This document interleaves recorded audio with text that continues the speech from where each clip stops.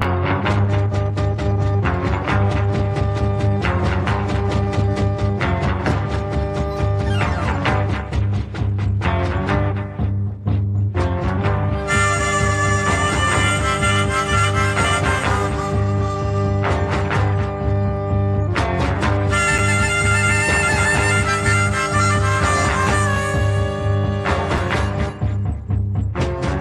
everybody, I got a tip. If you want me here, take a trip. It make you holler, it make you shout. Come along with me, we're tripping now.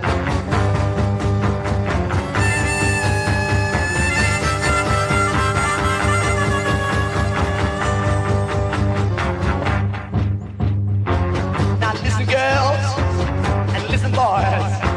These little things, they ain't no toys. They are for real, know what I mean. They make you holler, they make you shout. Come on, baby, we'll trip on out.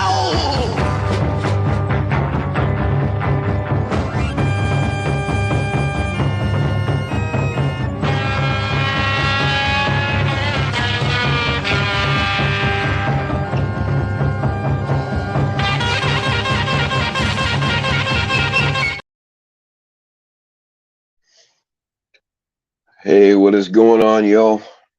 I don't know how well this is going to work. I tried to go live from here last night and no go.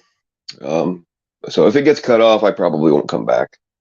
I'm just up here, not grifting. This really will go to ammo, and it is community related. Because of the multiple death threats I've been getting, I've been practicing up some more, which you should always practice, but I've been busy and kind of lazy about it here the last few months. I'm still pretty good on 223 and 762 by 39 and 762 by 51. I'm pretty good on all that stuff still, but getting pretty low on 9mm, and that's what I've been carrying around. I'm actually more of a 1911 simp, but if something does happen, whatever happens, even if you're in the right, you're going to lose that gun, and I would rather lose a stock Glock than one of my precious 1911s. You need some more. I got a bunch of 308. I got 308. I got machine gun ammo, and I got just regular full metal jacket. I mean, you can shoot the machine gun ammo if you have a heavy enough receiver and a bolt action, whatever. You can shoot it, but machine gun ammo is a little bit hotter. You just got to take it off the links.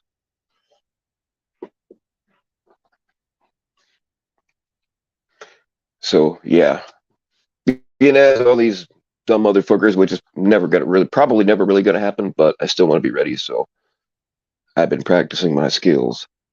Found out I am a bit rusty, in fact, but I can fix that.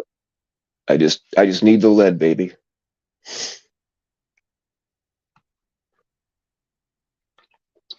Been taking my dad back and forth to the hospital for tests. So far, everything has come out good. At least everything we've got the answers back from. I have to take him tomorrow for another one. I better ask him what time. Yeah, so he's actually acting better, and maybe between that, I've been trying to get my new place set up, and just been busy as shit.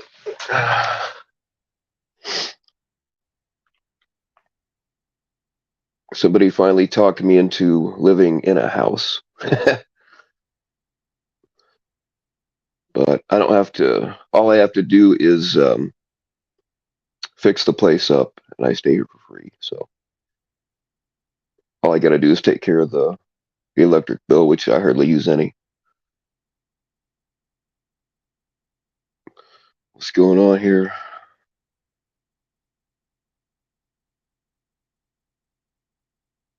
Papa, GoFundMe ammo is expensive. Well, that's not a bad idea. See, the way I used to do things, like once or twice a year, I would order like a third of a UPS truck of ammo and just stock up all at once.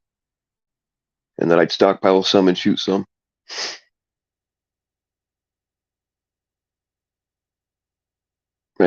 I still have quite a stockpile left. Um, like 308 and 556 and all that kind of thing. But I really low on 9 millimeter. Moments live. What's going on, cutie? Oh shit! I just complimented a female. Oh no. I'll be in the HR office tomorrow. You wait. Getting really scared for tomorrow. I have really bad feel. Oh shit, man. Marlboro, dude. My thoughts are with you. I mean, y'all. If y'all pray or send positive vibes or whatever it is you believe in, whatever it is you do, uh, please be thinking about Marlboro Toke 420. I'll be pray. I will. I don't pray very often, man, but when somebody needs it, I'll do it, and I will pray for you. What's going on, Smirk the Troll? What's up, Pat Con?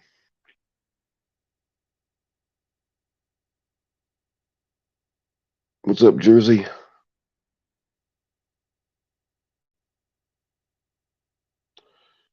Lurky McClurkson, you're here for David. I haven't seen David yet. We'll keep an eye out for him. What's up, White Claw? What's going on, Savvy? For those of you just coming in, I'm taking up donations for ammunition for myself because of all the death threats I've been getting lately. I really doubt anything's going to happen, but I've been practicing up just in case because I am rusty. And I'm getting really low on 9 millimeter. So, being as this is a business expense, I figured I would go to the company for the money. So, yeah, about 800 rounds of 40. Yeah, I got a bunch of 40, and I do have some 45, but um, I am a 1911 simp, and if you have to shoot somebody in self-defense, even if you're in the right, you are going to lose that gun at least for a few years. And I would rather than take a stock Glock than one of my precious 1911s. I mean, I'll always take 45 ammo, but uh, I'm actually good on that right now.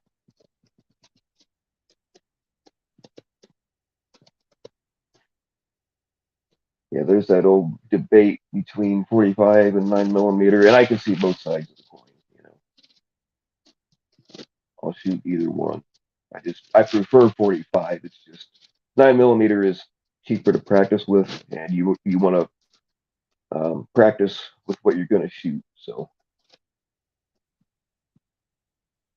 get some hollow points. Yes, moments live. I like Hornady for carry rounds. Hornady makes a nice variety of man stoppers.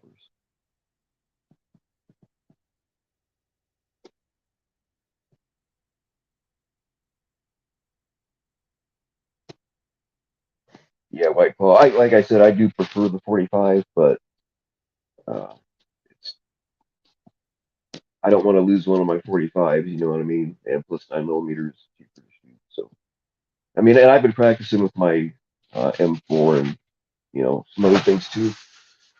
And of course, I can always take high five, but 9 millimeters is what I'm really going to go.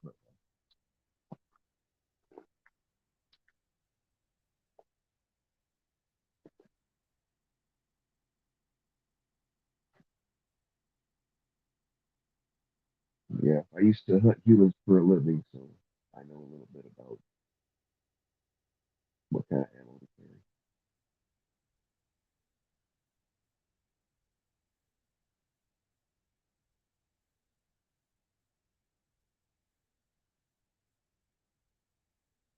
Rip rounds, yeah, those are pretty cool. I've messed around with them.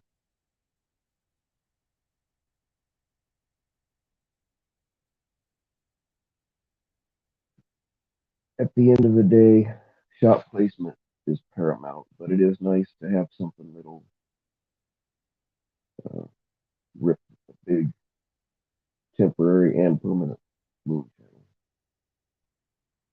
In the situation I'm in, I'm not necessarily worried about over because I carry my 357 sometimes too. Um, Actually, I could use some 357 ammo also. And I do carry that, and I do practice with it. But I carry the 357.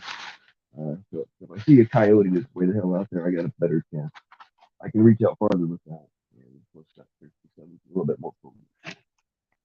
I don't really care that it's only 6 rounds. If I don't get them in within 6 rounds, I'm probably dead anyway. So plus, like if they're in a car or something, that 357 has a better chance of going through a door and hitting a motherfucker behind it.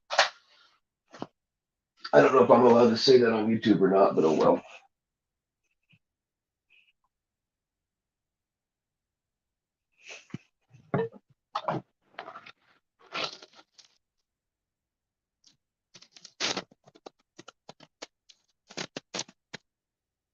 Fight with this.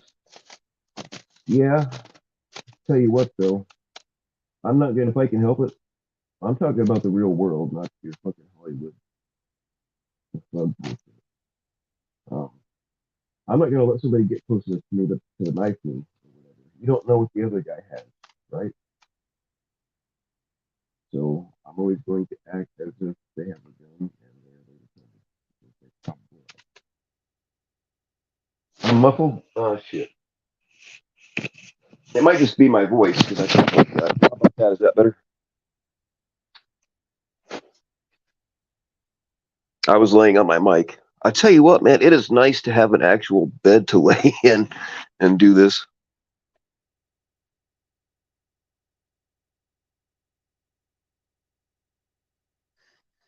What's up, Dominique? You'd hear me a lot more if you'd call me.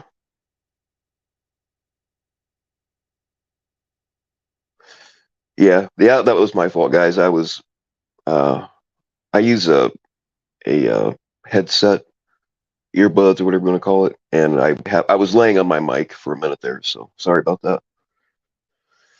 I'm not used to stretching out on a fucking actual bed. I'm getting way too comfortable. Thought you were listening to a jailhouse call. Yeah, that's the thing about those jailhouse calls is I haven't heard very many of them because I either can't understand them or I get bored and click off or something happens and I don't get back to it. So I've tried to listen to a few of them, but it just ain't working.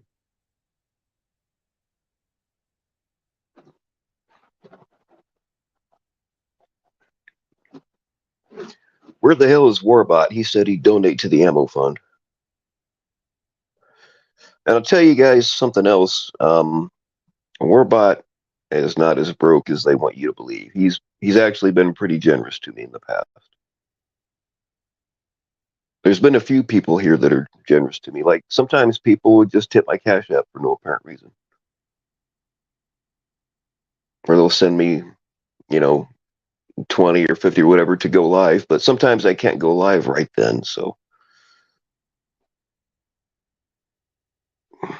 that's something else, man. People this week were hitting me up, come up on my panel right now, or come up on somebody's panel right now. I can't always do that, guys. If you want me on a panel, you got to give me some kind of notice so I can try to work it out.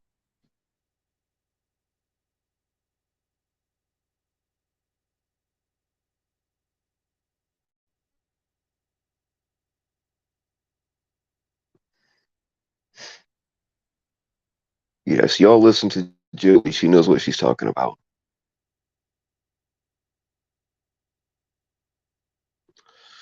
Oh man, Julie, can you imagine? I hope you didn't record any of our phone calls. Can you imagine if those got thrown up out here? Oh shit. You wouldn't be able to play them on YouTube, I can tell you that.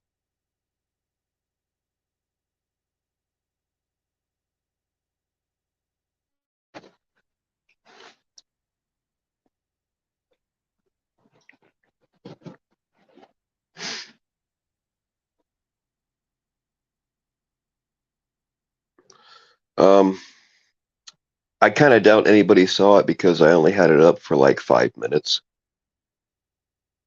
If anybody knows what I'm talking about, um, just put a 1 in the chat because I posted something at like 5 o'clock in the morning. And then I let I took it down after like 5 minutes, so I don't know if anybody even saw it. Um, but if anybody did, I will address that. If not, then I've kind of changed my mind about putting it out there.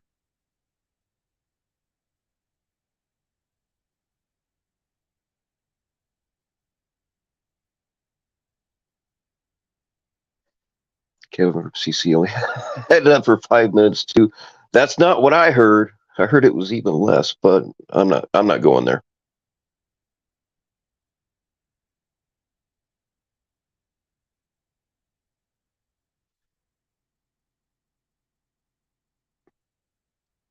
Oh my God, guys. I talk to ladies from the community. Oh my God. Oh my God. Yeah, sometimes we flirt and we talk a little dirty. Oh no. I don't know if these motherfuckers are jealous or what.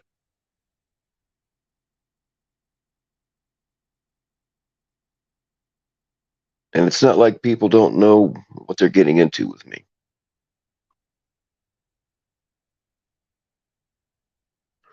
You saw it, White Claw. Address it.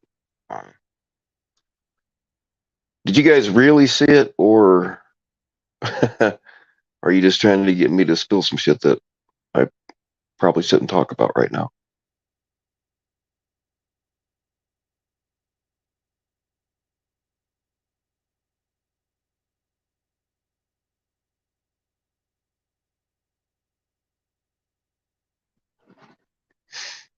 A little.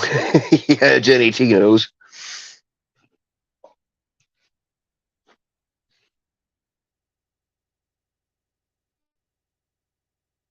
Someone DM'd you a screenshot. A screenshot. Uh,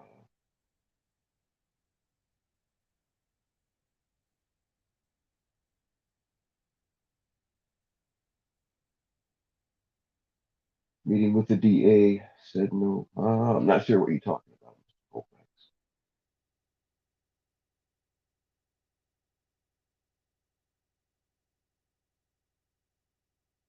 Yeah, usually people, if you're meeting with the DA, whether for or against, something bad has happened. It's usually not a good thing.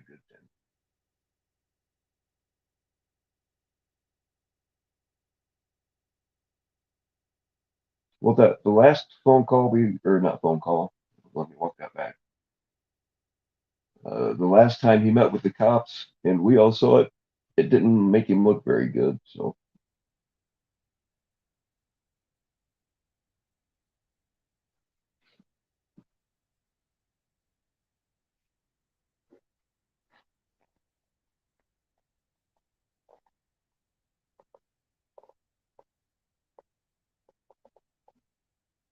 about him assaulting Locke. Oh, okay. Oh, did Locke actually press charges? I heard, or I don't remember how I saw that or heard it. Um, I just don't watch very much of this shit. Did Locke actually press charges, or is that not true? What's the top? The topic today is because of all the death threats that I've been getting, which probably nobody's ever going to show up here if they can even fucking find me. Um, I've been practicing a lot with 9 millimeter, and I'm getting low on 9 millimeter ammo. I've been shooting my 5.56 and 308 also, but I'm pretty good on that ammo as of right now. I could always use some. But because it's a business related expense, I figured I would go to the company and ask for reimbursement for all the extra ammo I've been going through.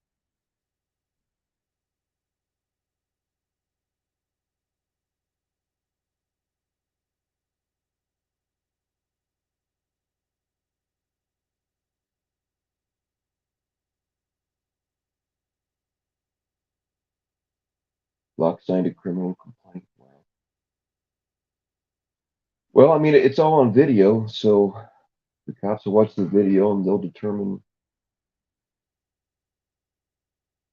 they will determine what happened.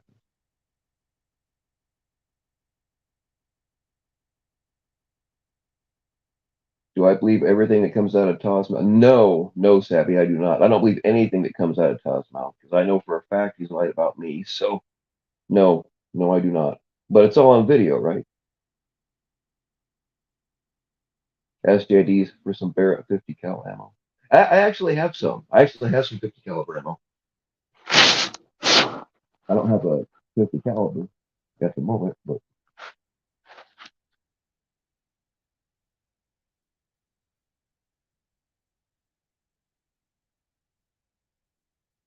put Retail's immigration status at risk. Huh. I don't, well, I guess I don't understand why that would be. What's up, ACAP? Behind it.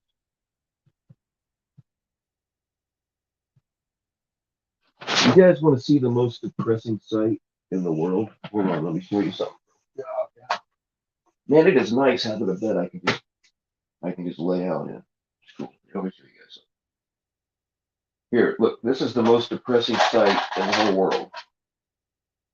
Oops. Empty magazines. That's the most depressing sight you'll ever see.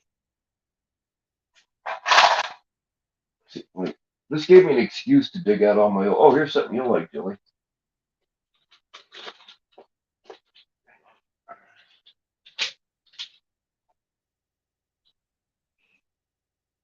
It gave me an excuse to dig out all my old tactical gear. I don't wear this shit around like at the mall or whatever, but there you go. Expandable baton. If nothing else, all the death threats have given me an excuse to get all my shit out and fuck around with it. There's a 33 round Glock magazine. This one happens to be full. That's the 9mm. All right, somebody wants to.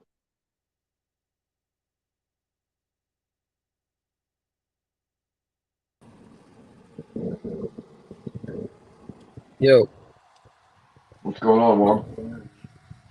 shit. I just wanted to come up and in person apologize for saying what I said on Ryan's panel. I misheard you and heard what I wanted from when you were saying that, and then I went back and re-listened to it and heard what you said, and I definitely spoke too soon and didn't have my listening ears on. So I just wanted to come up and apologize in person, be a man about it instead of doing it in chat or hearing it from somebody else. So I just wanted to I saw that you were live. I've been waiting for you to go live. So Yeah, I tried to DM you, man. I don't know if you got it or not, but I was trying to handle it that way rather than out. On IG, I'll have to. Yeah, I'll that's have the to only take way a I know to look. get a hold of you. Yeah, I'll have All right. to take a look. First, I don't look at my messages very often. okay. Well, I do that too sometimes. Okay. First of all, apology accepted, and I appreciate you being man enough to come up and do it face to face. But I would appreciate it if you would, the next time Ryan's live, I would appreciate it if you went up there and corrected it too, because this shit's getting spread like wildfire. Yeah, no, I can definitely do that. And I mean, All if right, anyone, man. if honestly, if anyone goes back and listens to that, then they can hear it for themselves too. But I can definitely do that the next time he's live if I catch it. All right, man. Next time I catch his live, I can do that. So. All right, man. We'll be all good then. I mean, we're good now, but see that's the thing. People say shit about me a lot that is not fucking true, and it gets spread around, and people believe it, and that this happens like pretty much daily. Yeah, no, I mean, people here, like I said, I heard what I wanted, and didn't, I jumped the gun before I actually went back. I should have listened to it before I said anything. And I think it was the same day or whatever that happened. Yeah. So Yeah, I had actually said the exact opposite. I said if I ever you did. any evidence. No, you did. And I heard the first part, and you were like, oh, if it happened in the past or whatever it was, and I just took that and ran with it, and I was wrong for that. I can admit that. So, Right. Yeah. I mean, what I said was that if I ever saw any evidence of that, I'd be the first motherfucker to throw him off the boat. yeah, it was something along the lines of that, but Yeah. the part that I don't know exactly what it was. Have to I'll have to Yeah. Well, I mean, re-listen to it, but it's that that stream's still up. shit. So I mean, it was something along those lines. I said that I'd be. I believe I said throw him off the boat. It doesn't matter. If I Well, I think I was at the end of if it, but I think the main like the main part of it was like oh, if he had charges, I wouldn't you know I wouldn't have anything. I thought you said I would have still have stuff to do with him, but you said I wouldn't have anything to do with him. right, yeah, And then you said the there's thing no about the boat excuse for or having whatever. that kind of thing. I don't care how long ago it was or who it is. I'm Yeah, not yeah. It was like, associating. oh, I'm just how keeping an eye on doesn't missing matter how people. long you knew him. Doesn't matter how long you knew him. If you found that out, you wouldn't you wouldn't have anything to do with him. It was like something Right. like that. But whatever the case may be, but I jumped the gun and should have put my listening ears on, like more people should. They hear what they want. I heard what I wanted. Estimated Yeah, time in that traffic. happens a lot, man. Yeah, true that. But But yeah, apology accepted, and I appreciate you being willing to come up and do it in person. cool. I'm gonna jump down and deal with all this traffic. All right, man. Take it easy. All right, man. Thanks for having me. And yeah, All right. I'll talk to you. Peace. All right. Later.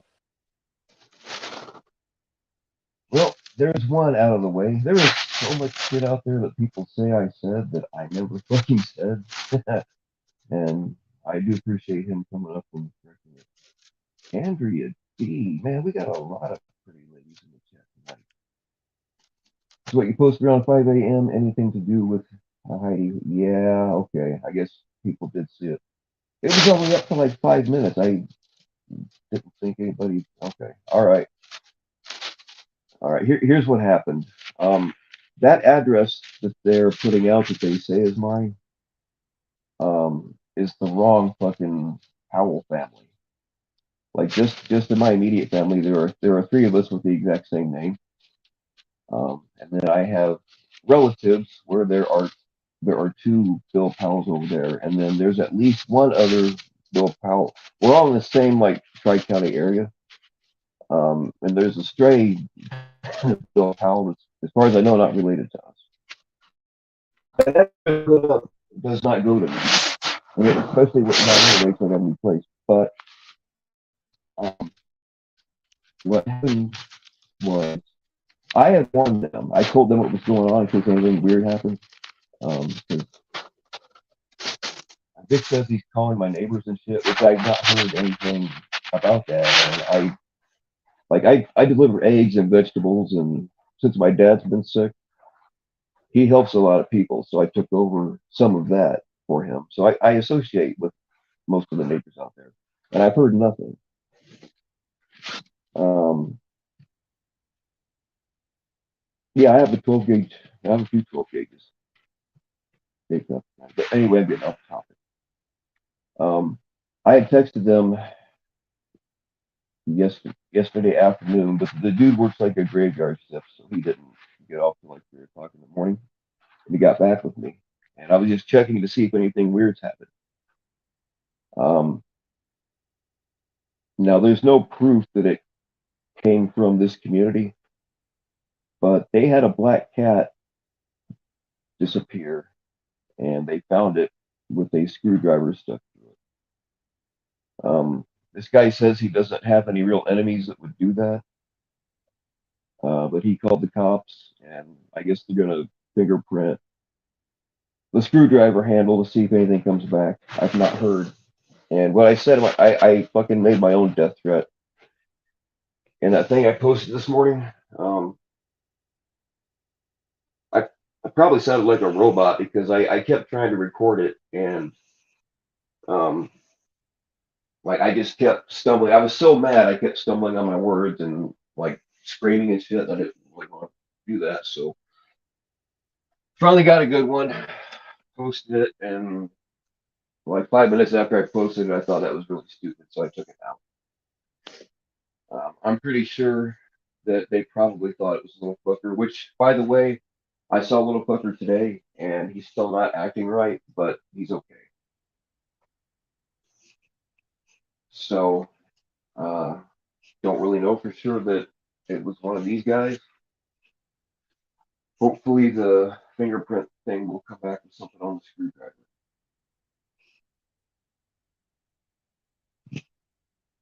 I mean, somebody, whoever did that, they wanted people to know that uh, they wanted people to know that somebody did it, or they wouldn't have left the screwdriver there. They would have, taken the screwdriver out of the cab. They wanted. I hope to God that they weren't smart enough to wear gloves because they wanted somebody to know it was them.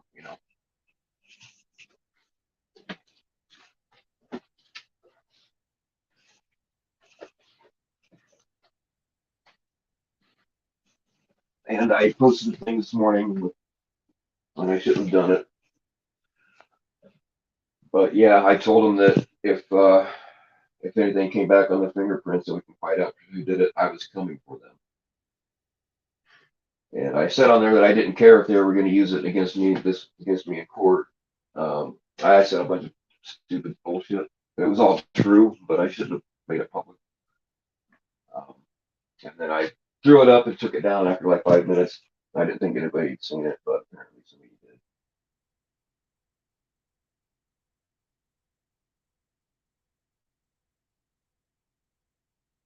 And I'm way behind on the comments. I'm sorry, guys.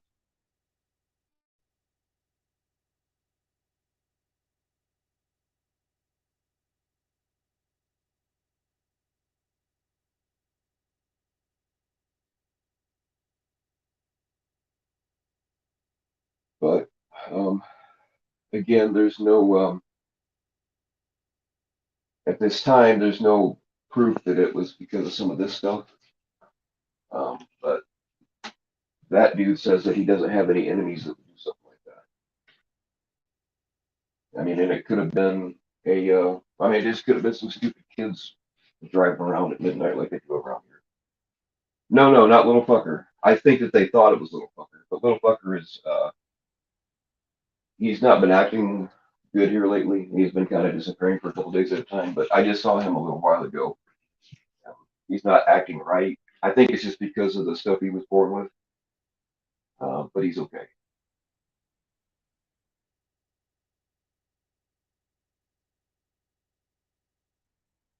This isn't where you parked your car. Well, Javi, I can actually, since you're here, I can validate your parking, so you'll be all right.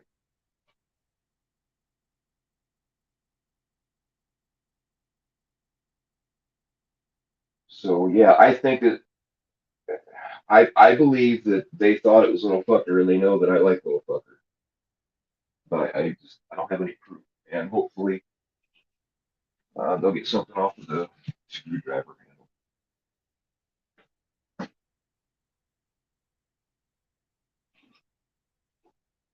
Yeah, man, Nico, it's entirely possible. It could have been some punk kids riding around. You know what I mean? Um, but just with all the death threats that I've been getting, and people know that I have a certain affection for that one specific cat.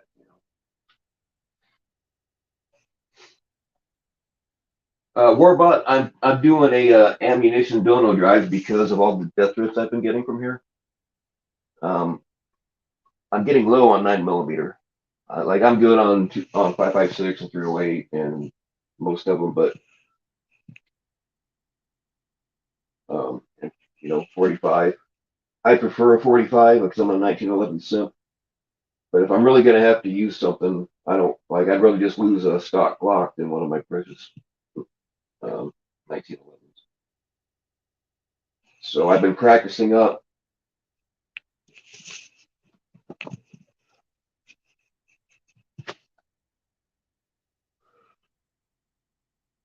Sorry, Bill, but reaching JD levels of conspiracies. Yes, Jack. I've taken that into consideration. Uh, the thing about me is I'm willing to like find out the truth instead of just believing one thing and going straight with it. Which I did that last night. I lost my shit for a little bit, and I shouldn't have. Um, but yeah, last night I'm still angry, but last night I shouldn't have fucking posted what I did, and I took it down really quickly.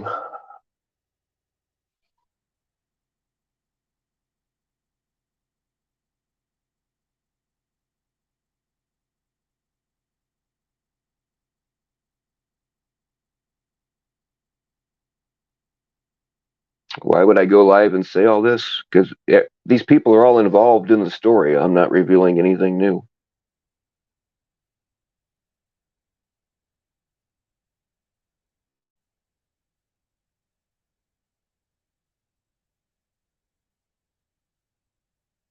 Showing receipts, bro. They've done Jim Butler. They've done it. Like probably most of the people here have seen JD and Vic. It's on video. They're stupid enough to offer Jason Salo money to come and kill me or fuck me up. They did it on fucking stream. So, I mean, they think they're slick by deleting it right away, but all that shit gets recorded. So the receipts are already out there.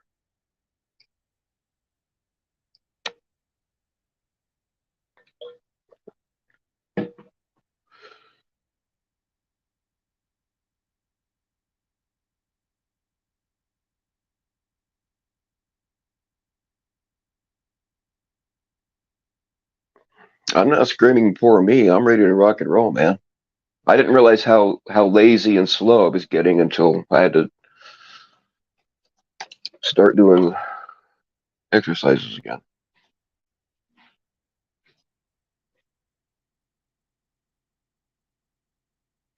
So either Jim Butler, which by the way I do know a couple of actual Jim Butlers. Either either that's one of the psychotic council members account or somebody that just doesn't know what the fuck they're talking about. It's one of the two.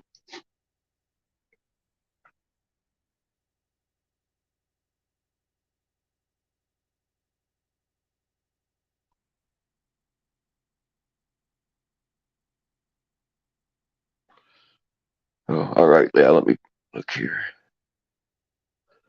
Oh, hey, we've got a few donations. I don't know if people want shouted out or not. There's one. Well, there's one here that I know doesn't want shouted out. But hey, Warbot, thanks a lot, man.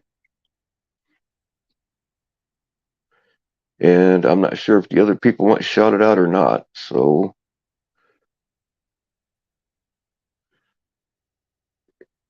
if you donated and you want me to shout you out, just throw a 9 in the chat because I'm not sure.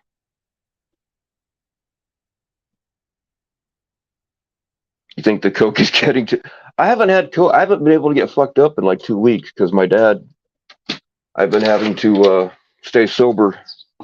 I haven't even been taking my Ambien very much. I gotta stay sober in case my dad needs to go to the hospital. It can take an hour to get an ambulance out where they live, so it's better if I just drive him. Once I'm able to, once we get past all this, I might do another cocaine dono string. I don't need any right now, but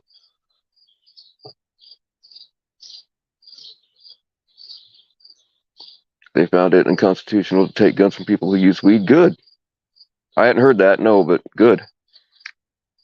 I mean, as long you shouldn't be high and carrying guns. Like when I'm getting fucked up, I put my guns away. Not that I couldn't get them back out, but um, yeah, as long as you're not high and carrying a gun, who cares?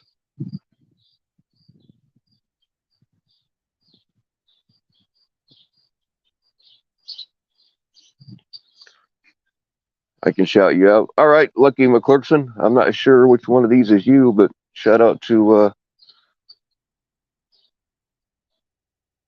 Lucky.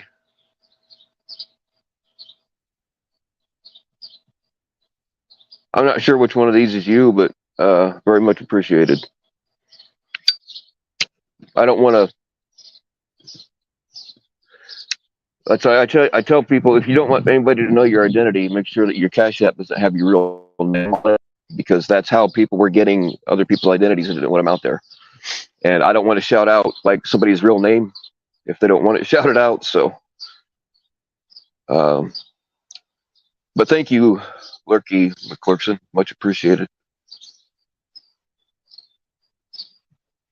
PatCon, I know you didn't, but if you did, thanks. Have I seen Little Fucker? Yes, I just saw him today. He showed up. He's not acting right. Like he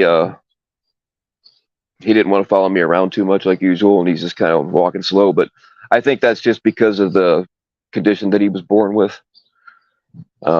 If he doesn't start acting better in the next couple of days, I'll probably take him to the vet. But he's actually okay.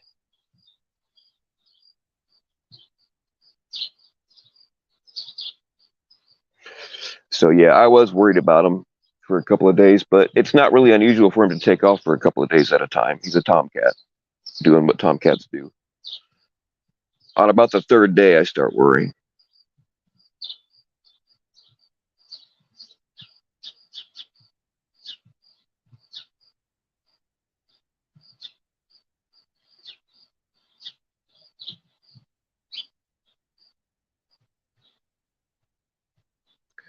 Jim Butler, you sound like you're just an asshole. You don't know what's going on. I highly doubt that Warbot's on food stamps. That dude gives a hell of a lot of money out in this community. I mean, like a hell of a lot. Can you put a link to the weed and gun link? I don't think you're modded, Javi, but yeah, if somebody else has it, they can post it.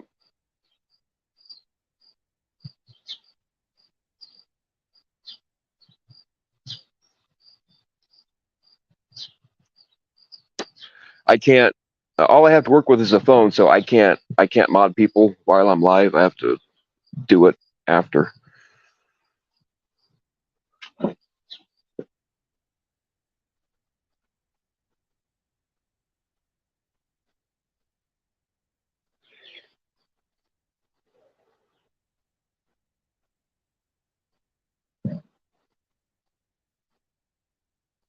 Well, you got to have a wrench to post links or whatever. And to be honest with you, dude, I don't really know you, and I have a little bit of a, like, the vast majority of my mods, I know them. I've had conversations with them. So I just don't give wrenches to people that I don't know.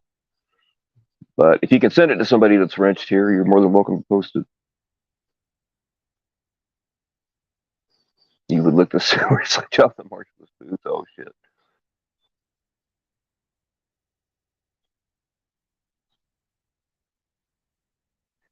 Yeah, Section 15. That's just normal Jilly, man. She's a freak.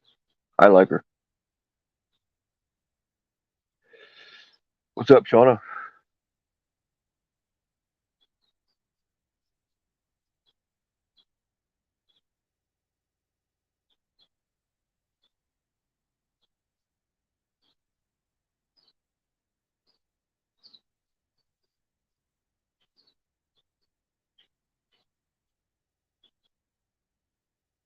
Little fucker, little shit need to be at my house. Yeah, I've thought about it. Like, I can't separate them. I just don't want a bunch of freaking cats where I live. And another thing is, like, you know what my lifestyle is like. You know what I mean? If something happens to me and like nobody's around to take care of them, I think they're better off with their cat family. You know, cats are social animals, and I just I don't know.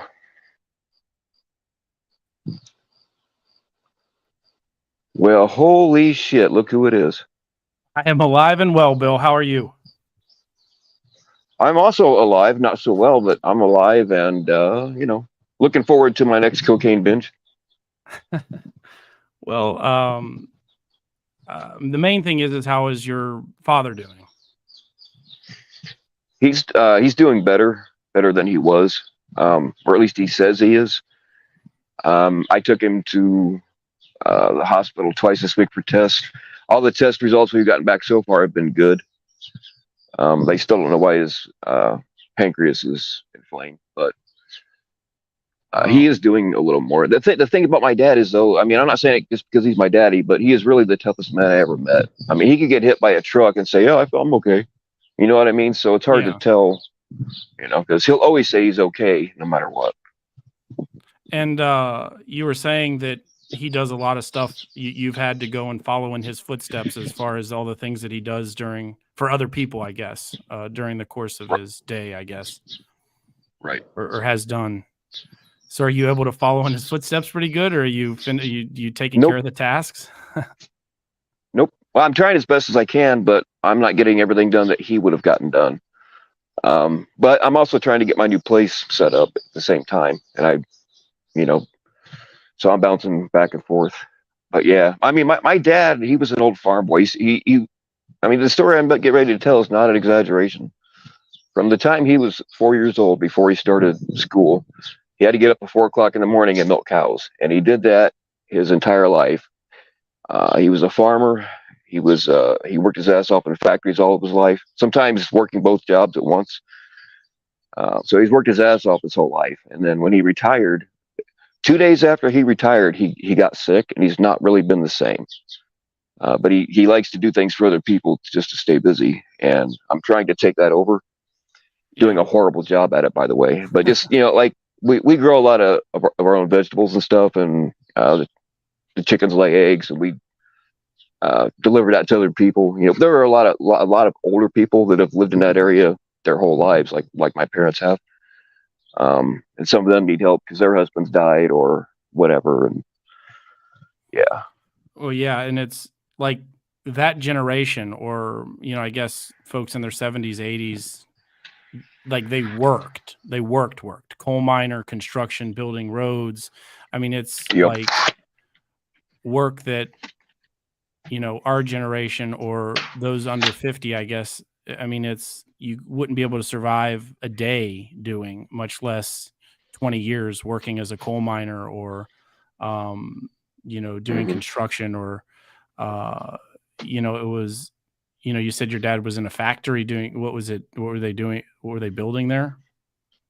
He had over 20 years at a place called Monon Trailer. So all that time, he worked his ass off. And when that place shut down, the CEO actually went to prison because he stole all of their pension fund. So then he went to Subaru, which is a really good job. No, but he worked those years in a factory. Was it a car what was it, a manufacturing facility for what? Yeah.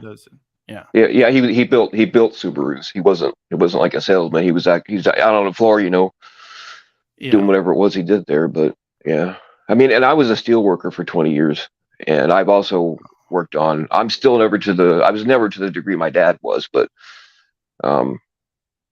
yeah, I've worked on farms my whole life too, and I was a steel worker for 20 years, along with all the other shit I was doing. So, like, I understand what he went through his whole life.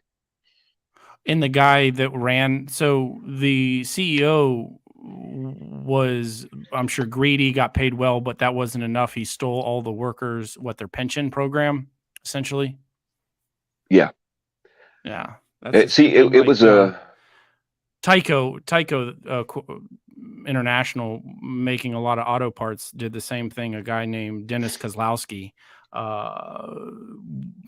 basically a fraud, stole all of the. So not only was he extravagant, basically overpaid CEO, and hundreds of millions of dollars a year that he didn't deserve and earn, quote unquote earned, but not really earned.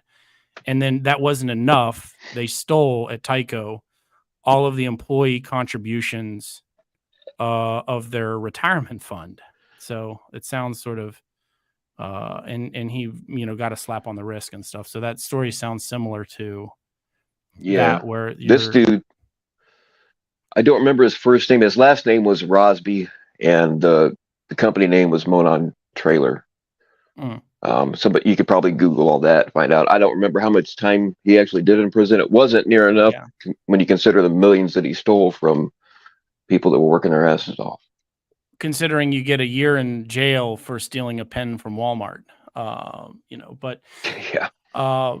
I did want to, so I've been working on a couple of things. What has been going on since I last spoke with you, Bill? I've been, when I tune out, I tune out. So I have been somewhat paying attention. I'm not going to totally lie like most people do in this community. And, I actually I paid attention a little bit, but have I missed much since I've been gone? I don't really watch a lot of it myself. I got chewed out again for the Red Hood thing, even though was supposed to have been settled like 5 times. What else happened? Even So though I got called to HR. I got called to HR again. Got called to what? HR, Human Resources. Oh, wow. What does that mean? It just means I got my ass ripped and didn't get to. You've seen it. You've seen it before. He didn't tell the whole truth and twisted away, and I didn't. I was kicked before I could get a chance to tell the rest of it. So, yeah. Well, I mean, you've apologized. I don't know how many times, but from what I've seen, there's people currently on panel, not only threatening to dox people, but threatening to extort them. That if they don't donate to a certain cause or a certain person, you will be doxxed. And so really, while yes, I don't, I mean, from what I have paid attention, I did know that I was fingered in one of those plots in which if I didn't donate, so sort of a do this or I will do that, classic scheme to extort or blackmail. So as long as you didn't demand Red Hood pay you anything or demand that money go to a cause that you think is just, Bill, and you've since apologized many, many months ago. I wasn't even trying to kick him out of the community. I just wanted a simple apology. If he would have just done that, it would have been done. Right. And people want to continue to litigate it under the vein of they just found out about it, right? I'm sure that was the excuse. Yeah. I just found out about this, so let me bring a whole 3 panels about it. Yeah. And like traditionally, like every fucking time we've gone through this, the community as a whole supported my side. You know what I mean? But now he's got a whole crop of new people he can whine to and turn himself into the victim and not tell the full story and blah, blah, right, blah. So they're judging you for something you did 6 months ago, a year ago, that you've apologized a dozen times for, and you didn't extort. Well, they have people on their panels and are friends with and are behind the scenes working with to scheme to extort or blackmail current people using doxing as an excuse. So yeah, got it. Totally makes a lot of sense, Bill. I had not heard the extorting for money thing, but John Davis and Vic and a couple other people have all threatened to kill me. I mean, they think they're slick by deleting their streams, but all the people collect all that shit for evidence. Yeah. And yeah, I mean, they actually were talking money, so they're actually there is an actual hit, a price on my head, which is how much. I didn't realize how. Ask how much. It sounds like a gas money. That's all I'm worth. Well, it depends on where you are. It could be really cheap or really expensive, I guess. Yeah. I'll have to make the calculations, Bill, if you're worth the gas money for me to trek up to your neck of the woods. I didn't realize how. But I'm guessing you will treat me. I'm guessing you will treat any people on your doorstep differently than maybe Tommy did with the. Yeah. I'm assuming that's part of what this stream is about.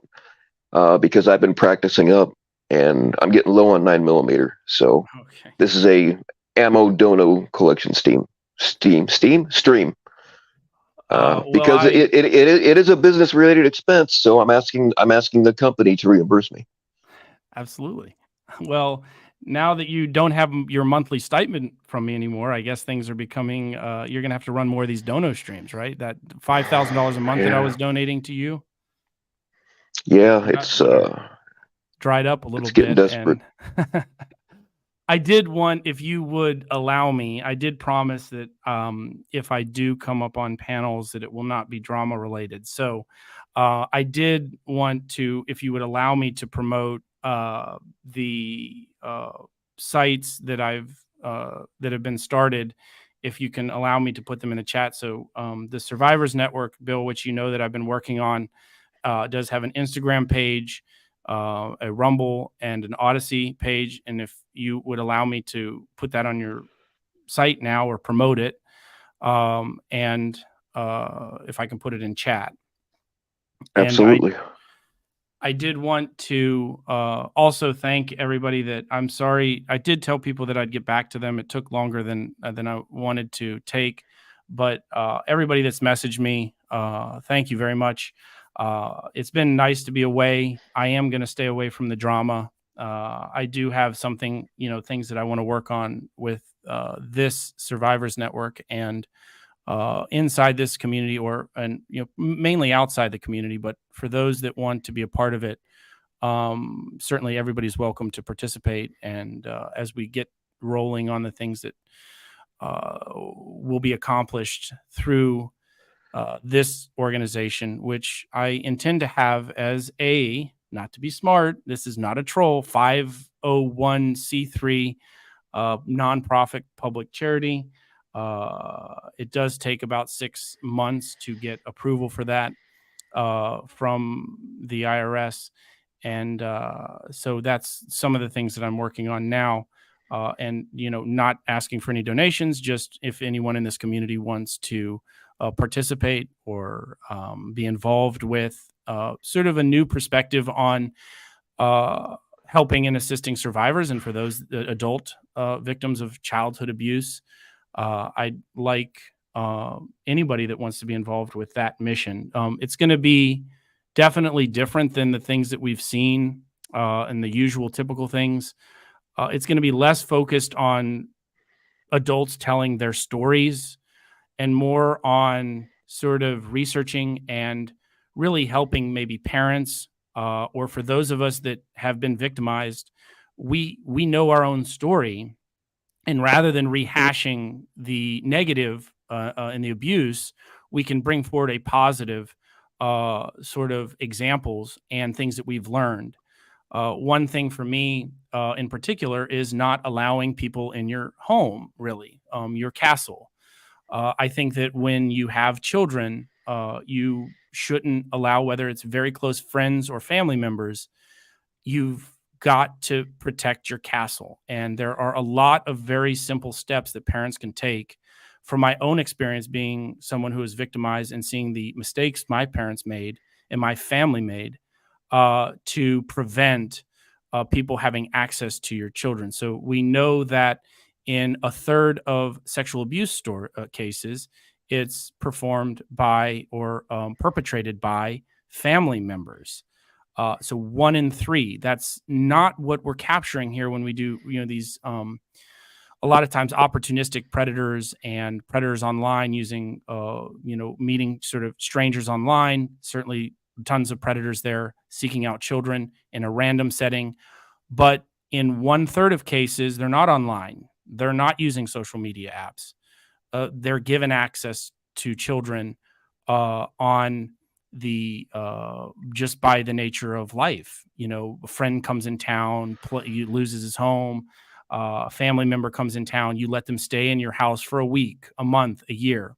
They're close to your children, and they groom them that way. And that's where this abuse becomes more sort of over a longer period of time. That's where the grooming takes place. The grooming takes place because it's really grooming the parents first, and then they would groom the child. And it's frightening how a lot of these cases in which you have the real victims that are afraid to say anything because it's an uncle or it's an aunt or it's a best friend of your father or it's a best friend of your mother. And it makes it that much more difficult for, victims to come forward and, this is my mom's best friend, or this is my, I'm friends with this person and it's her mom or her dad. And, I ruin that friendship, quote unquote, if you report this or you do the initial outcry. And so it's really going to focus. I'd like to focus on strategies that people can use based upon those own examples that we as victims bring to the table, to help and educate and guide parents and anyone that sees signs of abuse, and can protect their own family and their children, and set up barriers to prevent it. So that's and then the next thing will be a couple things, to sort of predator catching with a unique design to really focus on victims and their stories and their abusers. And for many victims that didn't get justice through the criminal justice system, in my particular case, it was, a prosecutor who, maybe this is their, in some, let's be honest, in some jurisdictions, they're lenient. In some jurisdictions, they're not lenient on child sexual abuse. And Right. so I do want to,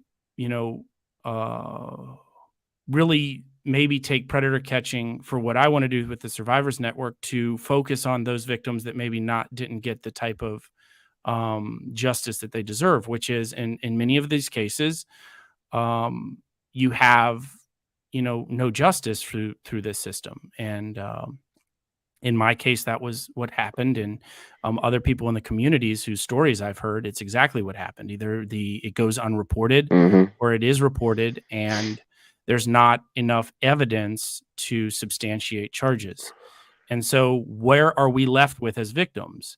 We're left with something that happened to us, that harmed us, that has gone reported or unreported, and you can't have the type of justice that a lot of times is seen in other cases. The big stories, in my case, it was like, well, it was an incident in the 90s, and it's not the type of case where there's objective evidence. There was no video, and there was no other Well, witnesses. I tell you what, man, speaking as somebody who's had, gotten around with quite a few MILFs, if you will, um, I- the some most of them, like, even if they don't know me very well, they're like, "Oh, you should stay the night," and sometimes their kids are there, and I do think about that. I'm like, "You don't fucking know me," you know what I mean? So, Yeah. I have way more respect for a woman who's like, "Hey, I want to date you, but you're not meeting my kids." You know what I mean? I completely respect that.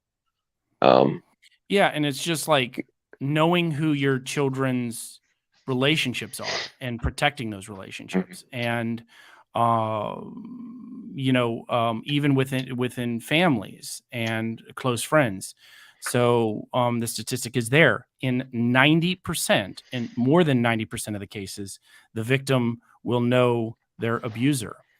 And so that's sort of where the space of the Survivors Network, of trying to bring and shed light to some of these other topics that maybe don't get as much attention in the media, or maybe even in this community sometimes. So for my case, again, I was a child, and I was abused by a female family member.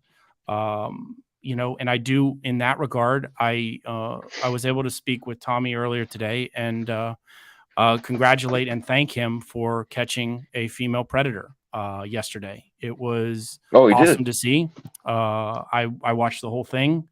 I sort of knew that was coming, and I was definitely tuned to the whole thing. And I didn't comment, at all, maybe once, to say, great job to the entire CPP team to catch a female predator. It's very difficult. That's why in December I put amount of resources together to shed to light and bring exposure to this other idea, this other side of the train tracks, so to speak, of females abusing minors.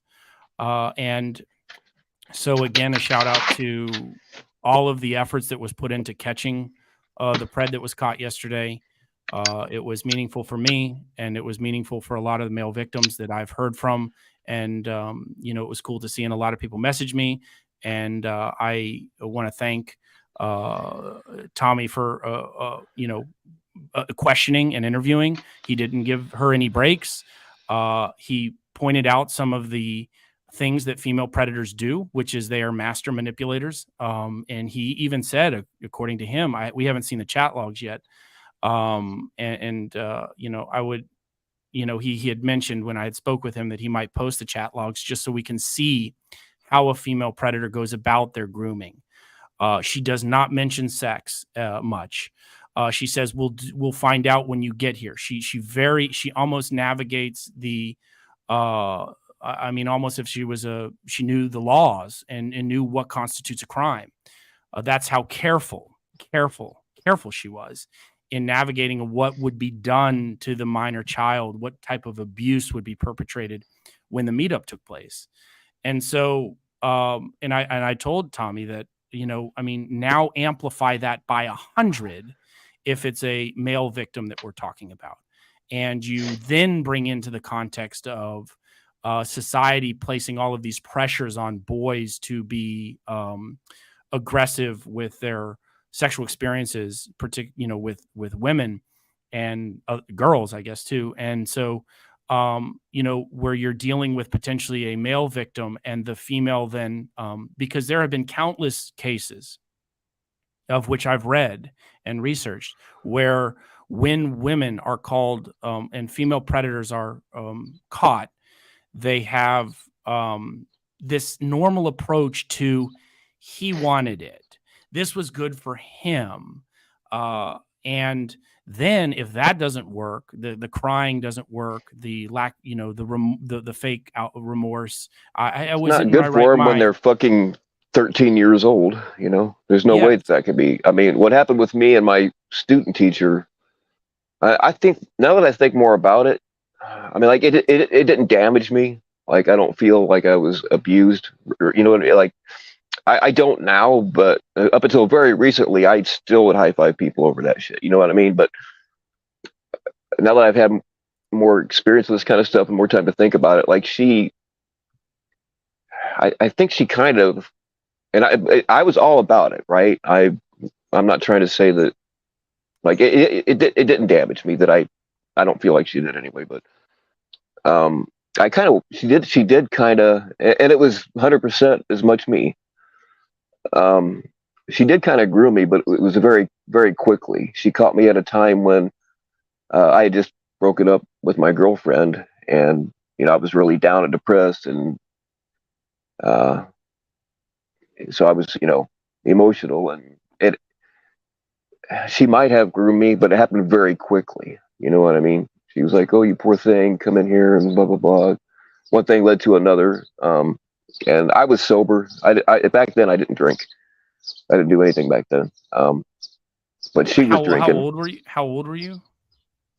I was 17. Our age difference wasn't that much, because I know she was at least 21 because she could buy alcohol. So our age difference wasn't that much. It probably would have fell with the Romeo and Juliet in Indiana. I don't know, but so the age difference wasn't that much, but it was like the power dynamic. You know what I mean? Yeah. And she wasn't a full-on teacher. She was a student teacher. And see, I thought I was a big man when I was in high school because I was dating college girls, and she lived just a few doors down from the girl that I was actually dating. And we had broken up. I was walking down the hallway, and she, saw me walk by, and she's like, "Oh, hey, Bill." And she could tell I was upset. I went into her room, and she consoled me, and one thing led to another, and then that led to a few more times. We never did anything at the school, but like people could tell, and yeah. So I don't know. Did you, like, at what point do you think, where was the point in which you thought that you were a victim or were victimized, or, the power dynamic? Did you ever consider yourself a victim? No, it was up until very recently, like within the last few months, that, man, I would still high five people over that shit. You know what I mean? But the more I look back at it, and like the more I've been around this kind of stuff, and the more things that I've seen, the more I understand. It shouldn't have took 50 fucking years for it to happen, but um, when I look back now, like I've never felt like a victim. I don't want to feel like a victim. People try to make me feel like one, but I don't need that in my head too. But when I look back, uh, I don't know, and I don't know if she did this to other kids, or like I said, our age difference wasn't that much. But there was the power dynamic, and certainly it was illegal. Yeah. She didn't get in any trouble. I mean, I was supposed to keep it a big secret, right? Well, think about that. A 17-year-old guy whose hormones are raging makes it with somebody that every other guy in that school wanted. How much of a secret do you think that's going to be? Right. So I told a couple of my friends, told them they got to keep it a secret. Well, so word got around the school, and they came and got both of us at the same time, and put us in different rooms. What I said was that, well, I did tell people that, but I made it all up just to look cool.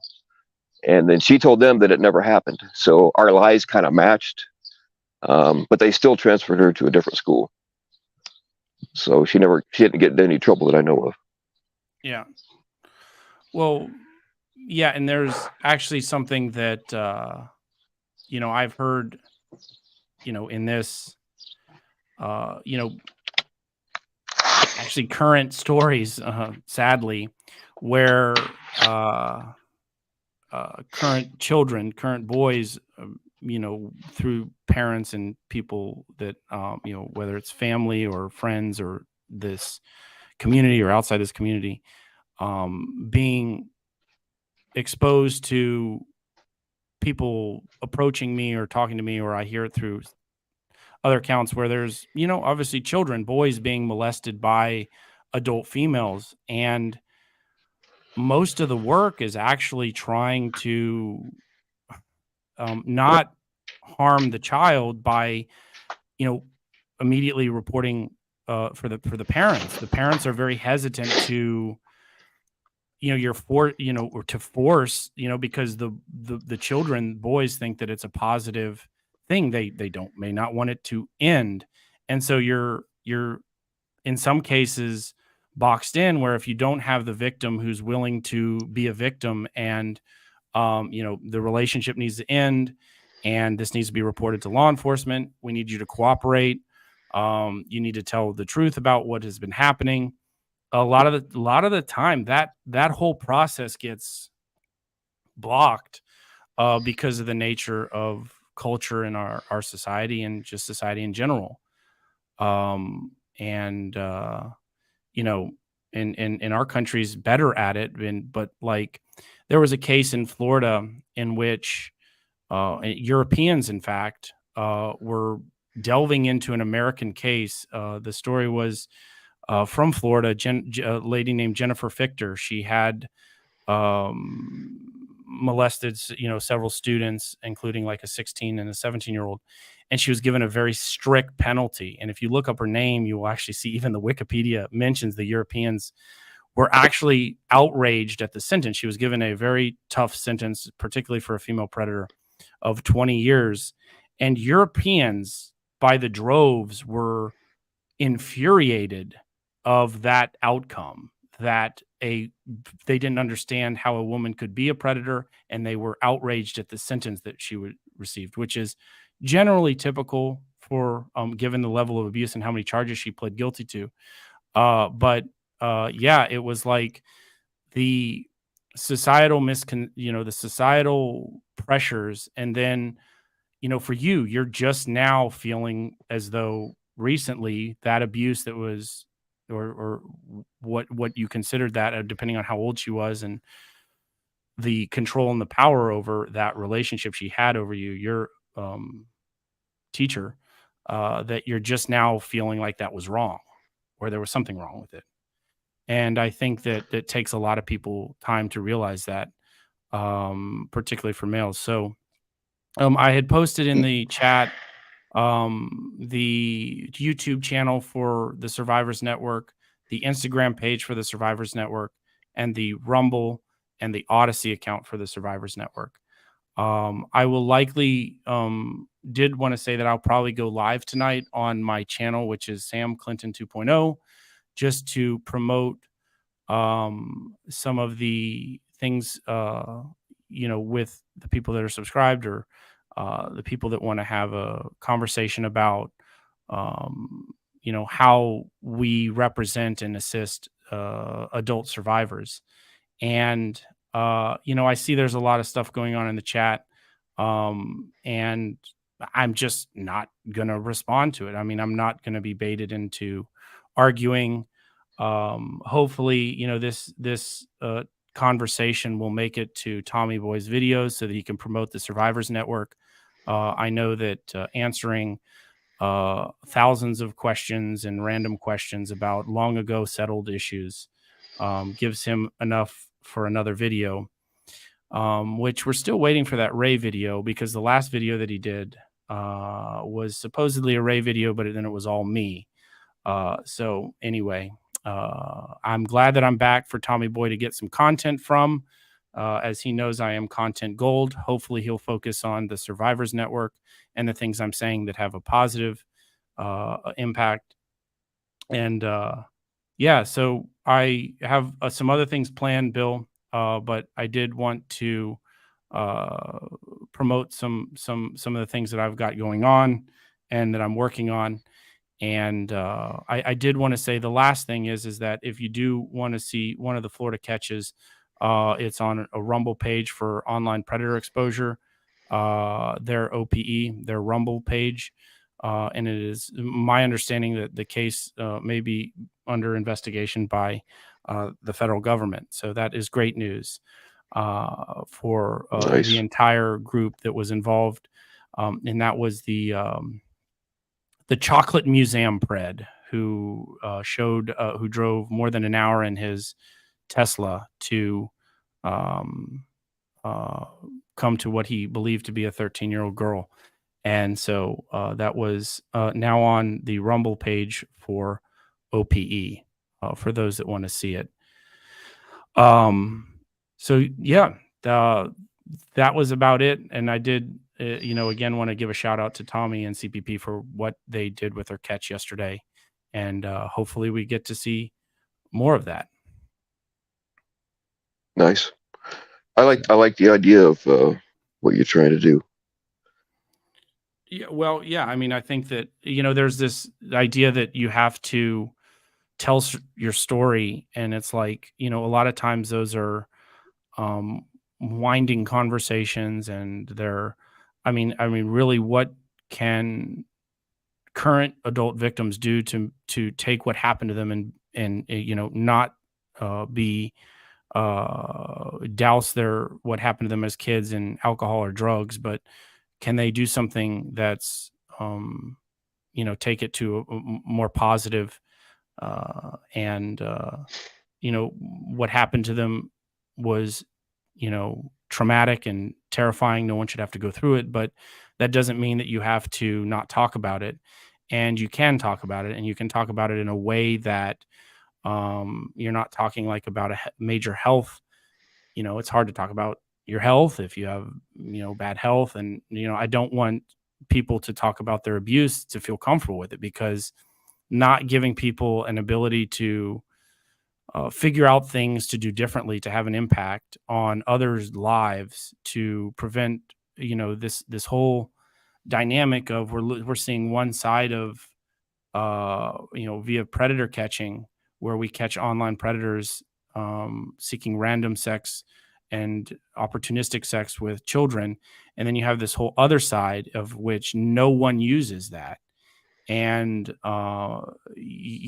predators don't use that. And in many, many, many cases, and in fact, more than 90% of cases, that's the thing. So how do you, a popular coach, a preacher, an uncle, an aunt, a friend, your mom's friend, your dad's friend, your best friend, how do you now have a friendship involved, that you may lose your friend over this accusation that happened to you. So you now have to balance, as a victim, maybe, look, if you accuse your friend's dad of abusing you, he or she's your best friend. And how do you navigate that awkward, very difficult? Not only were you abused, but now in order to talk about your abuse, in order to report your abuse, you now have to get past the idea that you may lose a friend over it, right? Because I'm sure the son or daughter of the man or woman being accused is not going to be happy, probably going to call you a liar, that you made stuff up. Those type of very thorny issues are what prevents a lot of things being reported. The social fabric around our culture, of, you accuse this popular dynamic preacher, pastor, youth minister, who's never been accused of anything ever before, or always, has the support of the community. And you're one person fighting a whole structure around that sort of dynamic. And, not only, again, were you traumatized and abused, but now you have to deal with the pressures of reporting it. I think it's very important that all abuse gets reported, whether you think that it's within or outside of the statutes of limitations. I think that that gives some closure, whether or not a prosecutor or, I'm sure that detective, hopefully law enforcement will look into it as they should, and whether that you get some closure from that process or therapy from that process. It's something that is the standard for, reporting sexual abuse and misconduct. And I think that's another thing that we've missed in this community, in which, things have been leveled on a, sexual abuse, level here in this community without taking the proper channels of reporting it to law enforcement first. I think that is the very first way of being a credible witness or victim. Not to saying that or it didn't happen or it's a lie, but reporting your abuse and having a sworn affidavit or a witness testimony that this happened to you to a law enforcement official, and requesting prosecution is the starting place for determining credibility in some of these cases in which there's not a lot of objective evidence. And so I know some states have changed the statute of limitations to like forever. Some states there's a statute of limitations on stuff, and like they can only go back so far to prosecute something. So that might be an issue as far as getting old cases prosecuted. No, but getting them prosecuted. But I do think that even if you don't know what the statutes of limitation is, make an appointment where the abuse occurred and go and speak with law enforcement in that jurisdiction. That starts the process. And in that conversation, there could be other statutes. We're not lawyers. We're not law enforcement. So, you shouldn't just say, oh, well, I read the law and the statutes of limitations is 10 years and it's 12 years. Well, there could be I'm not saying it should absolutely be reported, especially like if there's more out there. If that helps, if word gets out that somebody, has filed charges, and then somebody else that also had the same thing hears about it, and you get enough, then more people will listen. Especially if whoever molested them is still in business. Like if there's still how many youth ministers have our catchers caught? A bunch, right? Yeah. So I mean, if they're still doing that, then getting the word out, is a step in the right direction. For sure. And we know that in many of these cases there are multiple victims, and so if your report doesn't get prosecuted, you may buffer the prosecution for prior bad acts, and that may be help and assistance in determining a penalty. If other victims come forward, you can say, well, even though this case wasn't prosecuted because it reached the statute of limitations, it helped law enforcement to look into the matter, and it helped them guide them with other victims that potentially come forward. And it also allows you to have some sort of closure as well. So right, kind of going along those lines, Jamie asked a I want to answer this one. I've seen a lot of things I want to respond to, but I can't get to all of them. But question, Bill, do you think if that was your first time, it might have affected you differently? Absolutely. And something else that I've never seen talked about is, like, say a 15-year-old boy, he's banging his 28-year-old teacher. Like, while he's getting the sex, he's gonna feel cool. He's gonna love it. But when you're that young and you can't discern the difference between lust and love, it's all love to you. When that stops, when you're young, when a girl you have that kind of relationship with stops having it with you, it's a huge heartbreak. It sparks depression and might make you hurt yourself. You know what I mean? So, yeah, Jane, if it had been my first time, it absolutely would have affected me differently. The whole reason I was emotional, and I would have fucked her anyway, I'm going to be honest. I wouldn't have fucked if I was still with my girlfriend. I never would have done it because I'm not a cheater. But the whole thing that got us together was because I had just broken up. Or actually, she broke up with me. I was leaving her room right after that happened. I was upset and my heart was broken. And she came in and consoled me. But had it not, and then I eventually, our thing stopped, partially because we almost got caught, and partially because I got back together with the previous girl. So I kind of, like, I always had somebody there to kind of help with that heartbreak that I was going through, so it didn't affect me all that much. But absolutely, like, if it had been my first time, or had I not gone straight back to another girl, it absolutely would have destroyed me. The story would be very different had it gone that way. So to answer your question, yes, absolutely. So I'm just trying to read through some of the comments, Bill, if you don't mind me responding maybe to a few of them. So as far as the boxing match between me and Tommy, the boxing match was originally proposed by Tommy. I accepted it in that time. And since that time, I've found other ways and the things that I want to do with my time, planning and promoting a boxing match of that nature to try to raise money for the community and the decoys and catchers.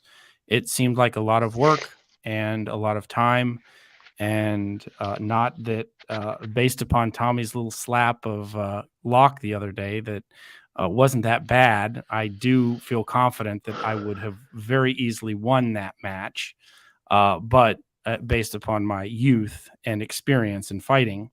But and I did start going to the gym after that was proposed in an attempt to get in some better shape. So thanks to Tommy for helping me. Plus, I'm sure you've gotten a few atomic wedgies in your day. Will, and then one of your little clips where you said, was I in the marching band? Tommy Boy Studios fucking clipped and put, of course, in his Ray exposure video, which was all about me. He put that clip in there. So congrats, Bill. You made a Tommy Boy Studios thing when you asked if I was in the marching band, which is not true. I was not. I'm big time now. I made it on Tommy Boy's channel in again. Bankrupt, wow. Yeah, totally bankrupt studio company that really was their only content was me. But we do know that Tommy Boy Studios has a plethora of streams. He has streams from everywhere in this community. I don't know. He's got like terabytes worth of hard drives of streams, which is a little bit weird, but that's fine. But he kept his original stream from when he originally was drunkenly on panel a year ago that we all got to listen to, which I did hear. So that was kind of entertaining. But to see that level of, as Mandingo said, entrenched. Mandingo FCC says that I couldn't believe how entrenched I was in the community, in which I received a few phone calls from Ed when he was in jail to let him know what was going on, because that's our common interest, is this community. I am just so entrenched in there because I took a few phone calls from someone in jail to let them know what was going on. But that being said, Bill, I did promise that I'm not going to, there's one person I will carve out a small trolling of, I will never let go of, even though I want to focus on positive things with the Survivors Network, I will not stop trolling Tommy Boy. It's never, it's always exciting debating someone with no name and no face over the internet. And watching him and his bike through the streets of wherever he is super entertaining. And his videos, which I must say, his last Ray exposure video that was totally about me was very well edited. So congratulations to Tommy Boy Studios. Looks like they got an influx of something to get better quality editing and the time to make less shitty videos using content from me. So shout out to Tommy Boy Studios. Excellent work. Keep up the fight. Keep going. I am back here focusing on some positive things. And I'm sure that you will do one of your Ray exposures that will be all about me on a positive note, not on a negative note. I will give him the content gold that he always wants and is always there recording, where he can shove more into that terabytes of hard drive of weirdo community stuff. So good for him. Maybe when these, go ahead, Bill. Sorry. I was gonna, you got to come on here at least once a week so that Tommy Boy has something to make content out of. I mean, yeah, no, it's not. We're exactly, of course, we're on the opposite ends of the fence on a lot of things, but I don't want him to starve. You know what I mean? So we'll just give him enough just so he can eat and afford oil for his bicycle chain, stuff like that, the basic necessities. Yeah, I mean, it's like, do they not own cars in Europe? I mean, I don't, I wouldn't. Tommy Boy actually seems like some guy that if he was in America, he would be biking to work. He just seems like that guy that rolls up one pant leg, which I've never understood. Maybe that's to get your leg over or whatever, but you roll up one side of your pant leg and bike your way to work as I speed on by in my gas guzzling SUV made in America. And he can bike his way to wherever he goes. So he arrives to work all sweaty and ready to do no work, but listen to community clips saved on his terabyte hard drives of Ray exposure videos all about me. But give him credit. He tries so hard, Bill. He tries so hard. So I know we do. I think the whole bicycle thing. I think the whole bicycle thing is just so he can use them sexy ass bicycle shorts and those weird ass. I don't know what it is. I don't own a bicycle helmet. I got motorcycle helmets, but there's something just kind of, those bicycle helmets are fucking like gay, but slightly masculine at the same time. So I think the whole bicycle thing is an excuse for the wardrobe. That's what I think. I mean, that's the whole reason I started playing guitar in the 80s is so I could wear black and yellow spandex. That's right. No other reason than that, though, Bill, right? To wear your spandex? No other reason. Chicks dug them back in the day. Well, yeah, well, to the person who commented, like, thank you. I know my weight is a super interesting topic, but I have lost some weight since I was training for the last 2 months for the boxing match. But we both, me and Tommy, agreed that there could be better things we both could spend with our time. And so that may be something in the future if we can, do it right and do it for something positive, because I do feel very confident. But Tommy has bragged about his fighting career, So I don't know. Some people have told me that I would win. Some people have told me that I would lose. I have lost some weight being in the gym the last couple months. So for those that are concerned about my weight, thank you very much. I would love to know what you look like in return, because it's very hard to determine who you're talking to, judging you when you don't know what the person looks like on the other end. But credit to the faceless trolls that have seen my weight, because I've put my name and my face out there. But that's, Sam's getting, no, I don't know. I'm not getting any advice from Ray, unfortunately, or fortunately. Well, I've never seen you fight, but apparently, and I don't say this just because I don't like Tommy, but he really obviously can't throw a punch. He had 2 chances and he didn't put Locksmith down. So, well, I'm not good. I can't. I would love to jump in, Bill. I would love to jump in, but I can't. I can't. I got to stay away from the drama. But. Anyway, but back to the promoting of the Survivors Network. I do. Last month, I had some meetings with some great decoys who are awesome for the community, and they themselves do great work. And we're going to put something together for victims in which they want to see justice in their own lives. And it's going to be done right. It's going to be done well. And but it takes a lot of planning to do it in that way. So, yeah. But anyway, other than that, I don't think I missed too much, though. I don't think. Sam, when will you be visiting Canada? I have been to Canada twice, sort of over the border.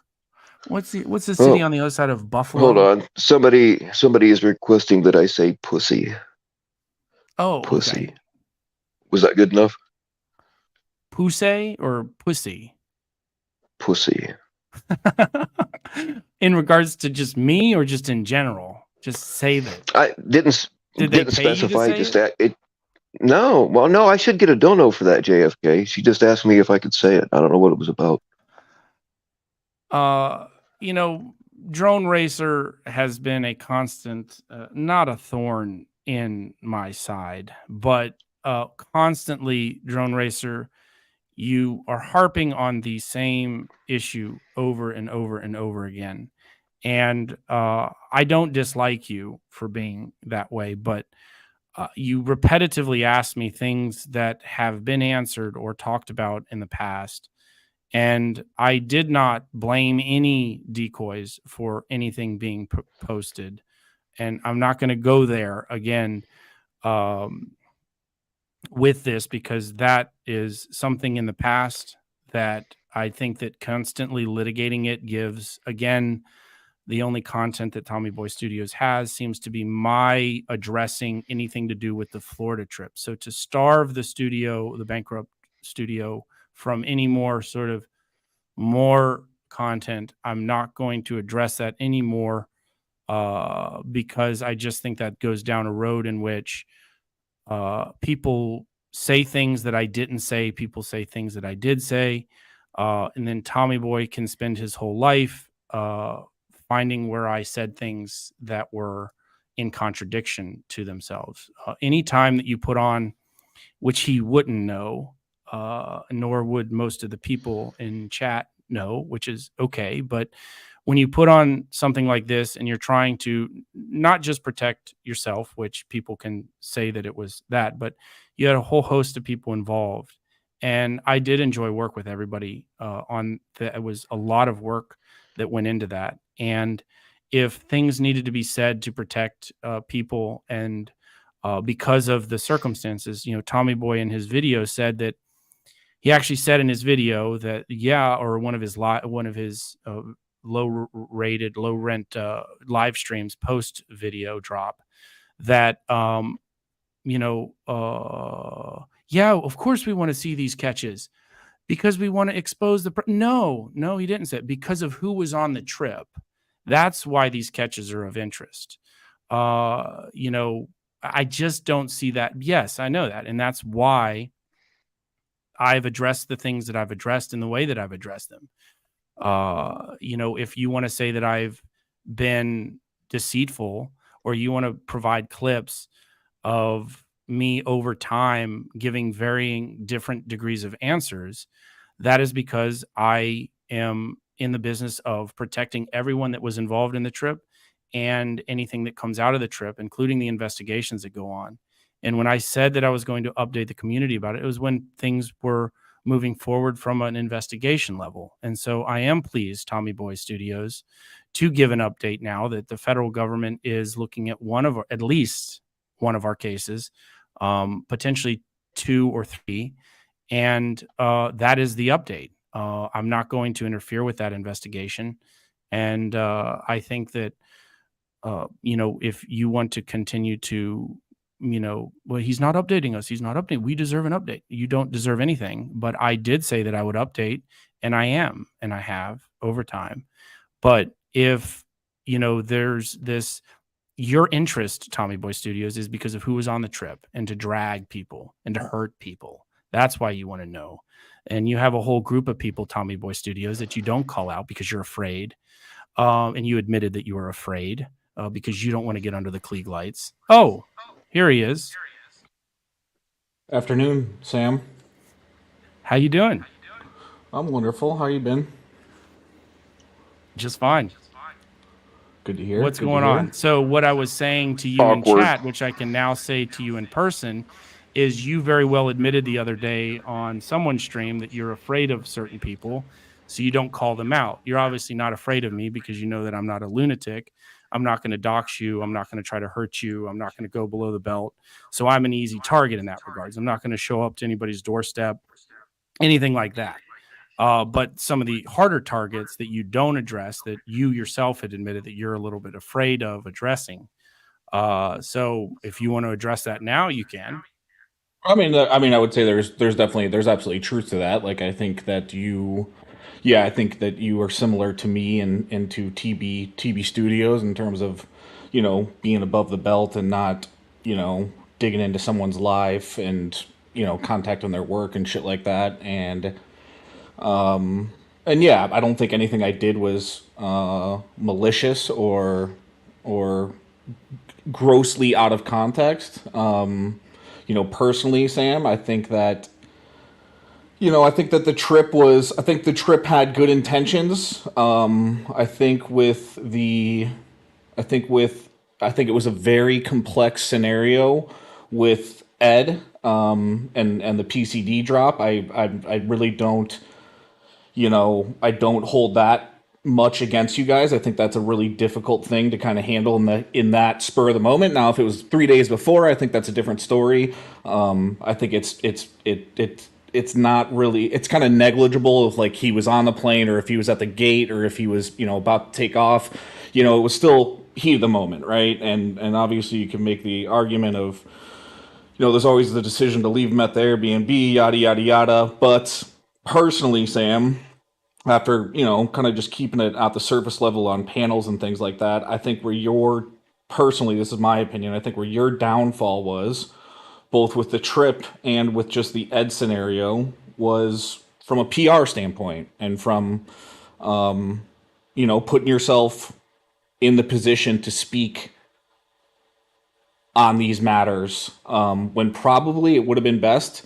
I don't want to say this, you know, disrespectfully, but to keep your mouth shut, you know? Yeah, I mean, I don't disagree with you. Of course, I think that, you know, people that wanted me to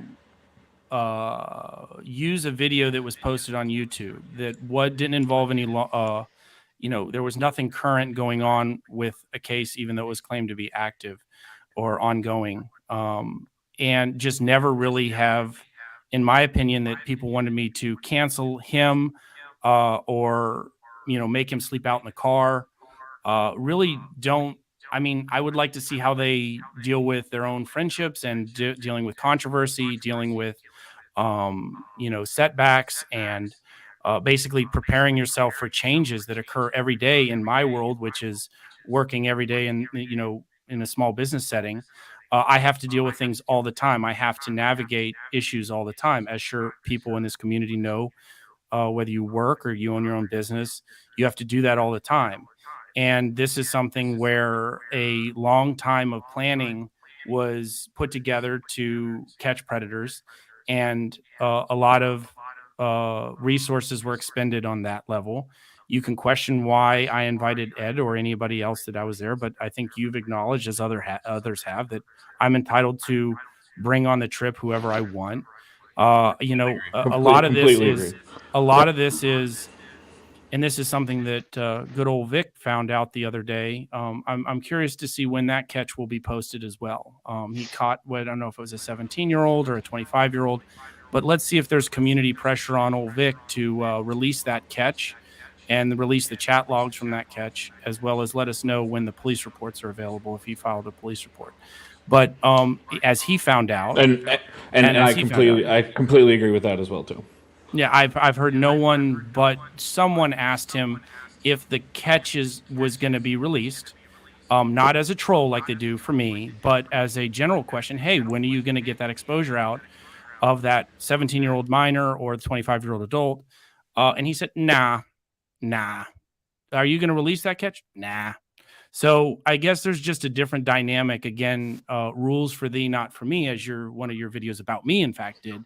That I feel like there is a amount of selective enforcement of, sort of like in soccer, where a ref is calls a penalty and a handball on this side, but not on the other side or out in the field.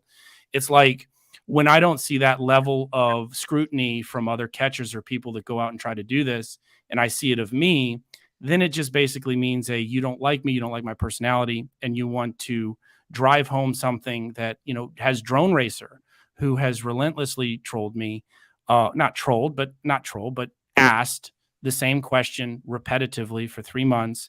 Did he do the same thing for Vic's catch of his first catch? But Vic has found out that it's not easy to do. And that was the reason why some of the people that were brought on the trip who had never been involved in a catch before or minimally involved, one of the reasons why I did what I did was I'm going to see how hard it is. And I have reminded, and I now don't troll Tommy and don't pick on Tommy about all the things that go into catching, because I saw how hard it was. And then I saw how much misinformation was delivered after the catch, and how much false narratives are saying. And yeah, Tommy probably does lie, but Tommy does lie. And I'm not friends with Tommy, but maybe he lies out of self-interest to protect himself, his decoys, the other catchers, the investigation. I don't think that the truth sometimes can be, giving like people that don't deserve answers to things. It may not be in the best interest of the investigation.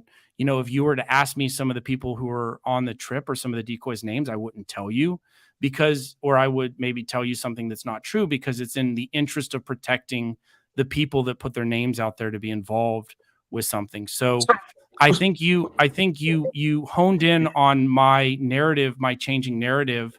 And I'm not saying that it's inaccurate to say that I gave a changing story. I don't think it's inaccurate to say that maybe I didn't tell the full truth, but it wasn't like a nefarious reason for doing so. There were specific reasons why. I know, and I don't think, like I said, Sam, I don't think that like I said, I don't think I took things out of context in a malicious way. I think that's why I mentioned that I feel like it was a bit of a PR debacle.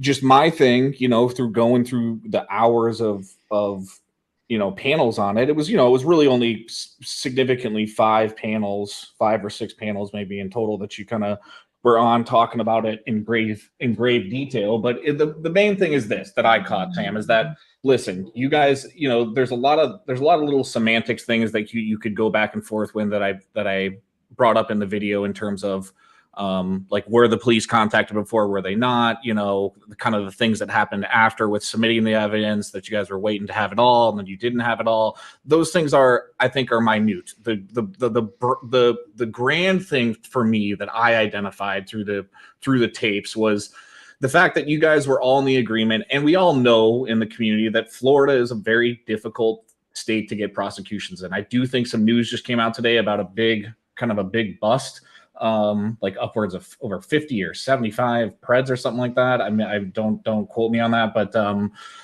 an activist standpoint, from our community level, it's a difficult thing, right? And so in that sense, in my opinion, and this is just me as a community member, not as a catcher or a decoy, or OSENT, it's just logically speaking, it would make the most sense to me that, one of the top priorities should be making sure you get that exposure out there, because we know there's so many unknowns regarding prosecution and, how do I want to say, relationships with law enforcement's ability to take these cases and move these cases forward in a swift manner, even if they do take them, right? So that's what I identified. I think, there could be answers to that are as simple as like, listen, we had those discussions when we were submitting evidence. They didn't give us a 100% yes, this is going to move through, but they did give us a listen, if you do want this to move through, you need to keep these things off the internet for right now. I think it's those sort of things that could have just been cut and dry, night or day, very short to the point responses that would have not led to the kind of the back and forth narrative that was shown in my video. Yeah. So, right. And so, so I understand that. And, if you want to, I do think, even though, at times I can be content gold for TBS, I do think that there's a lot of other things that you could be focusing on in this community, and you don't. And it's one of the things that I brought up to you when we had our one-on-one, and you didn't seem to change at all. Let me address that. Sam, you brought it. I'll go with you on there. Now, when you brought it up to me on our panel, I don't think there was much weight behind it, right? Because maybe there was a better example other than the Bobby Joe thing, right? Now, in our current situation, I do completely agree with you now, right? However, and you've been here for a while. I think I've been here a bit longer, but you've been here for a while. But there's obviously been a significant paradigm shift in the community and its reach outside of the interwebs, right?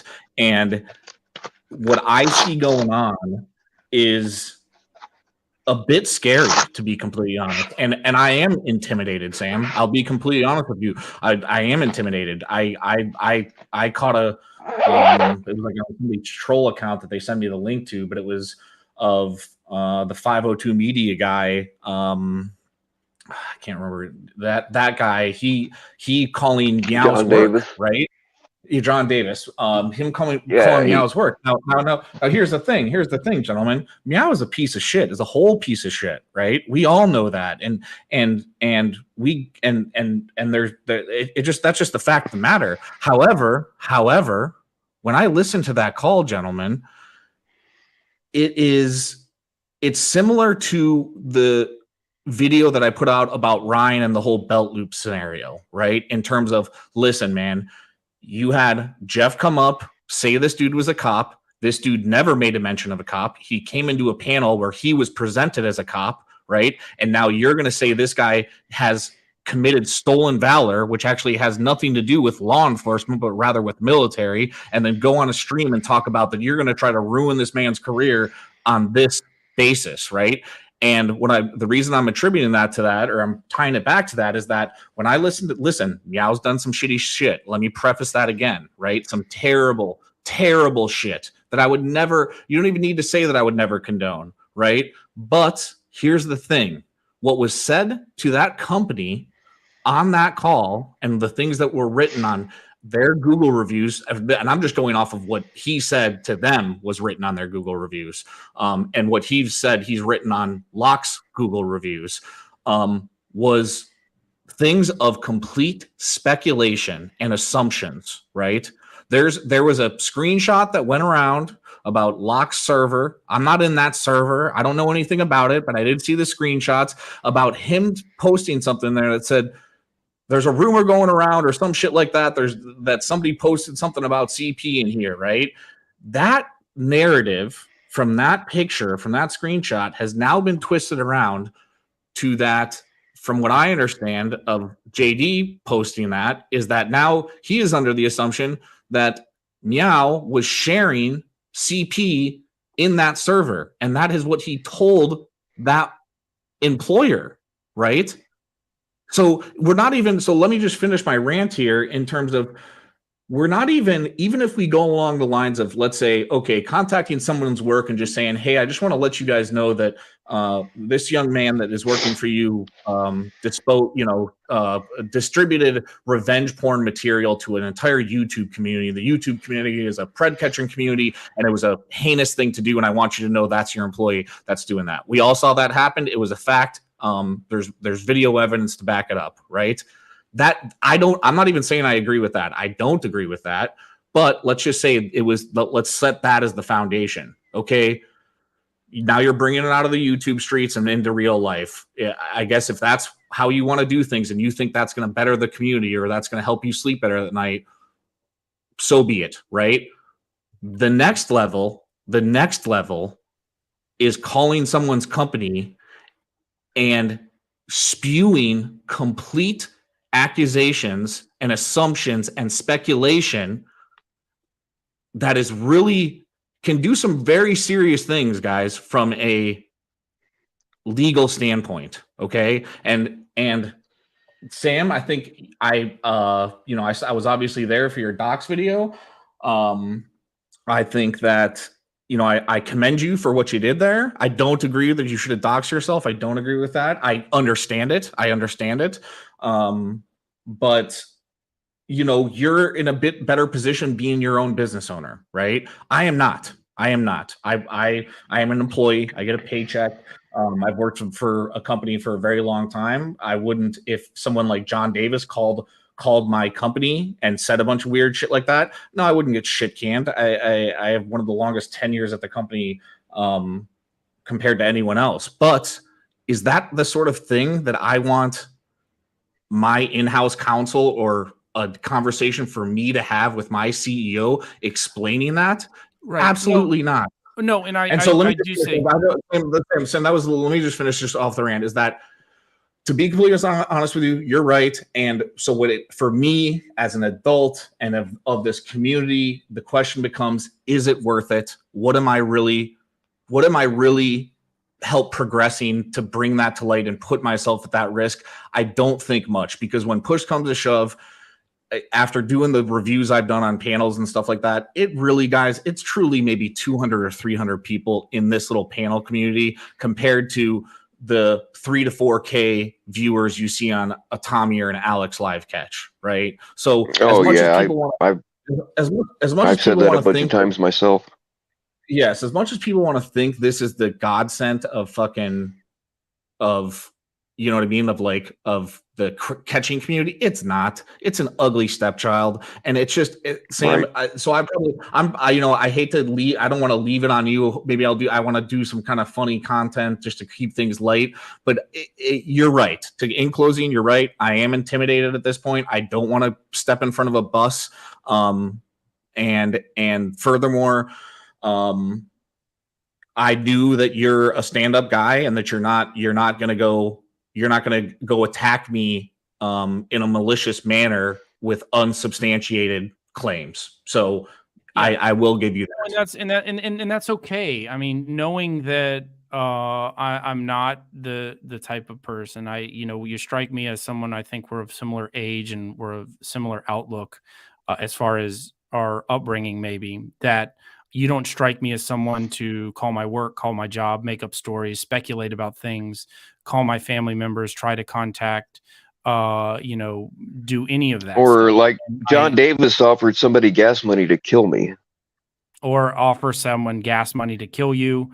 I don't, and I hope I don't strike you as that type of person either. And so, we do have people in this community, and I want to address two things really quickly before, the two people in the chat, Dominique, I want to respond to, but, and then Canadian Yeah, Royalty, Dominique gets special favors. Canadian Royalty, I want to address too, and Real MasterCard. But it is strange to me that people that by appearances are not working a regular job or don't own their own businesses. I'm not sure if Vic does wood making for a business. I was trying to help him make it a business, in which I offered him compensation for some work I wanted done for a private, some work I wanted done. And I told him I don't want it to be done for free. I want him to give me the market rate. So I was trying, if he's not a business, I was trying to help him be a business or a businessman or a small business owner. He doesn't appear to be one, and he doesn't appear, I'm not sure what his regular work schedule is, nor is John Davis's. I'm not sure what the job market's like for convicted murderers, but these are unemployed or, sort of volunteer, let's say, people out there that don't have regular things, critiquing and criticizing and attacking people that have work, either own their own business or are an employee of a business. And yet then some of their criticism is that people don't work, right? So, one of the attacks that Cameron sustained was that he didn't work. And then when he went to try to find work, people then went in on him and tried to contact the people that he was trying to get work from, contact the hiring people, contact the human resources, saying they shouldn't hire him. So it's either, do you want me to work or don't want me to work? So it's odd to me. I think you're trying to make sense of like two different worlds, Sam, and I think maybe Tommy Boy too. Of one in which people are actively working and productive citizens in society, and that's the one world, and then this other world of people that aren't doing those things, and you try and like put your like logical framework on like, well, why aren't people acting a certain way? Well, I don't think it's that. I think this is maybe where Sam was going. And I saw this no jumper. I hate no jumper, but for some reason I saw this clip the other day of this white guy that's like, he's like he's kind of like, he's a gang member, right? And he kind of talks about the gang activities, and he talks about like, listen, man, when you're trapping, right? Like, and you're robbing people and you're killing people, that's usually because, you're robbing because you need to rob. You're killing because you got nothing to lose. And the reason I'm using that analogy is that I don't mean this in a ill intent, but like, some people don't have anything to lose. There is no job to call up. There is no career to ruin. There is no reputation to defame. But that's what I'm saying. It's two different worlds, right? Like where people do have, the stakes are higher, where you have, you might have a family, you have work, you have networks, and for other people, like this is it. So there is nothing to lose. Well, I think we're saying the same thing. I want to also say that I don't think, going off of FCC's statement, I did get down into the weeds and overspoke Bill last time when I was on your channel last month, in which I was sort of implying that being on government assistance or, that people that don't work are on government assistance. And I apologize to those that may have been offended by that.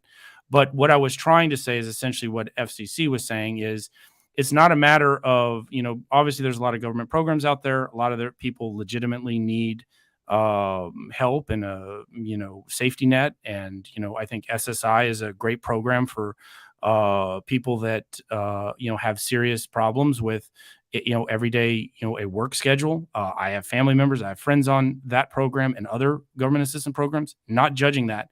But it's really a time thing. What are you doing? I win the lottery. What am I going to do with the time? Okay. I own my own business and I sell it for big money. What do I do with that time? And so it's not really, okay, I'm on SSI, I'm on a government welfare program. What do I do with my time? Because those of us that do work, whether you retired at 20, whether you won the lottery, whether you sold a business, whether you're on government assistance, you have time that those of us that are working every day or own our own businesses don't necessarily have.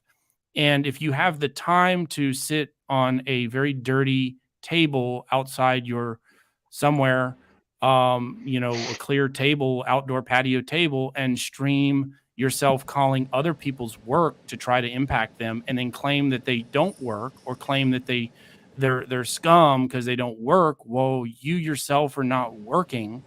Yeah. You can shout my name all you want, but that's not going to cover for the fact of your bullshit and your scumminess to do that and to take this world of internet out panels community outside and try to impact it. And, I do think that, a lot of people have done that to particularly catchers. If I was any type of thing that was against Tommy, or that whole scenario in which I was funding something to take down Tommy or doing that, was obviously not true, and I provided evidence of such. But I wouldn't spend my time or my money in that regard. But I think that there are, and to address Canadian royalty and Real MasterCard, I'm not saying that I'm friends with Tommy. I'm not condoning some of the actions like many people have here, in which they sat on panels for 2.5 years calling Tommy out, and then they're now forgiving all of it. Yes, he has done some things that are grimy. He has made lies. I'm not saying that he's a perfect person, but in the end, who is? I don't think that sitting here, is the best, constantly harping on him. I'm just saying that from a time, what could be done with my time, at least, what is the best course of action? And sitting here litigating all of Tommy's alleged sins or sins. Okay. I'm sorry, Sam. anyway. I have to break in here. Tommy boy, I'm on a phone. I cannot rinse you over live, but I will look for that issue and take care of it. All right, go ahead, Thank Sam. you. Well, I'm seeing if I can find that issue so it can be. Yeah, I think I may have seen that issue pop up on an earlier stream today, and nobody took action on it. So it's interesting, Okay. man. The selective modding that we have going on in but- this community.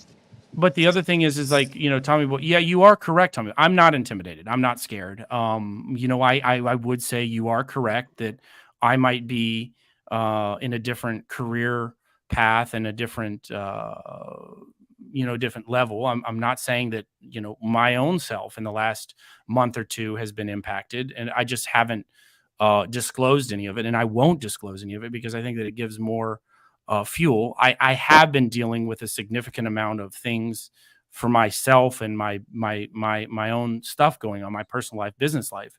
But it's just I have been battling it, and I've enjoyed in some parts of it battling it because it makes you stronger. And like I do tie it to what happened to me as a kid in surviving sexual abuse. I don't see that much difference. I got to be honest.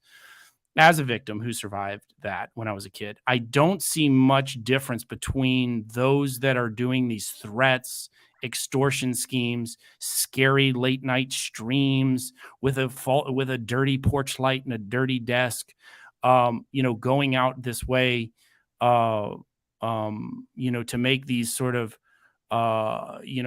terrifying things of what they're going to do tomorrow. Sam, I'm going to dox you.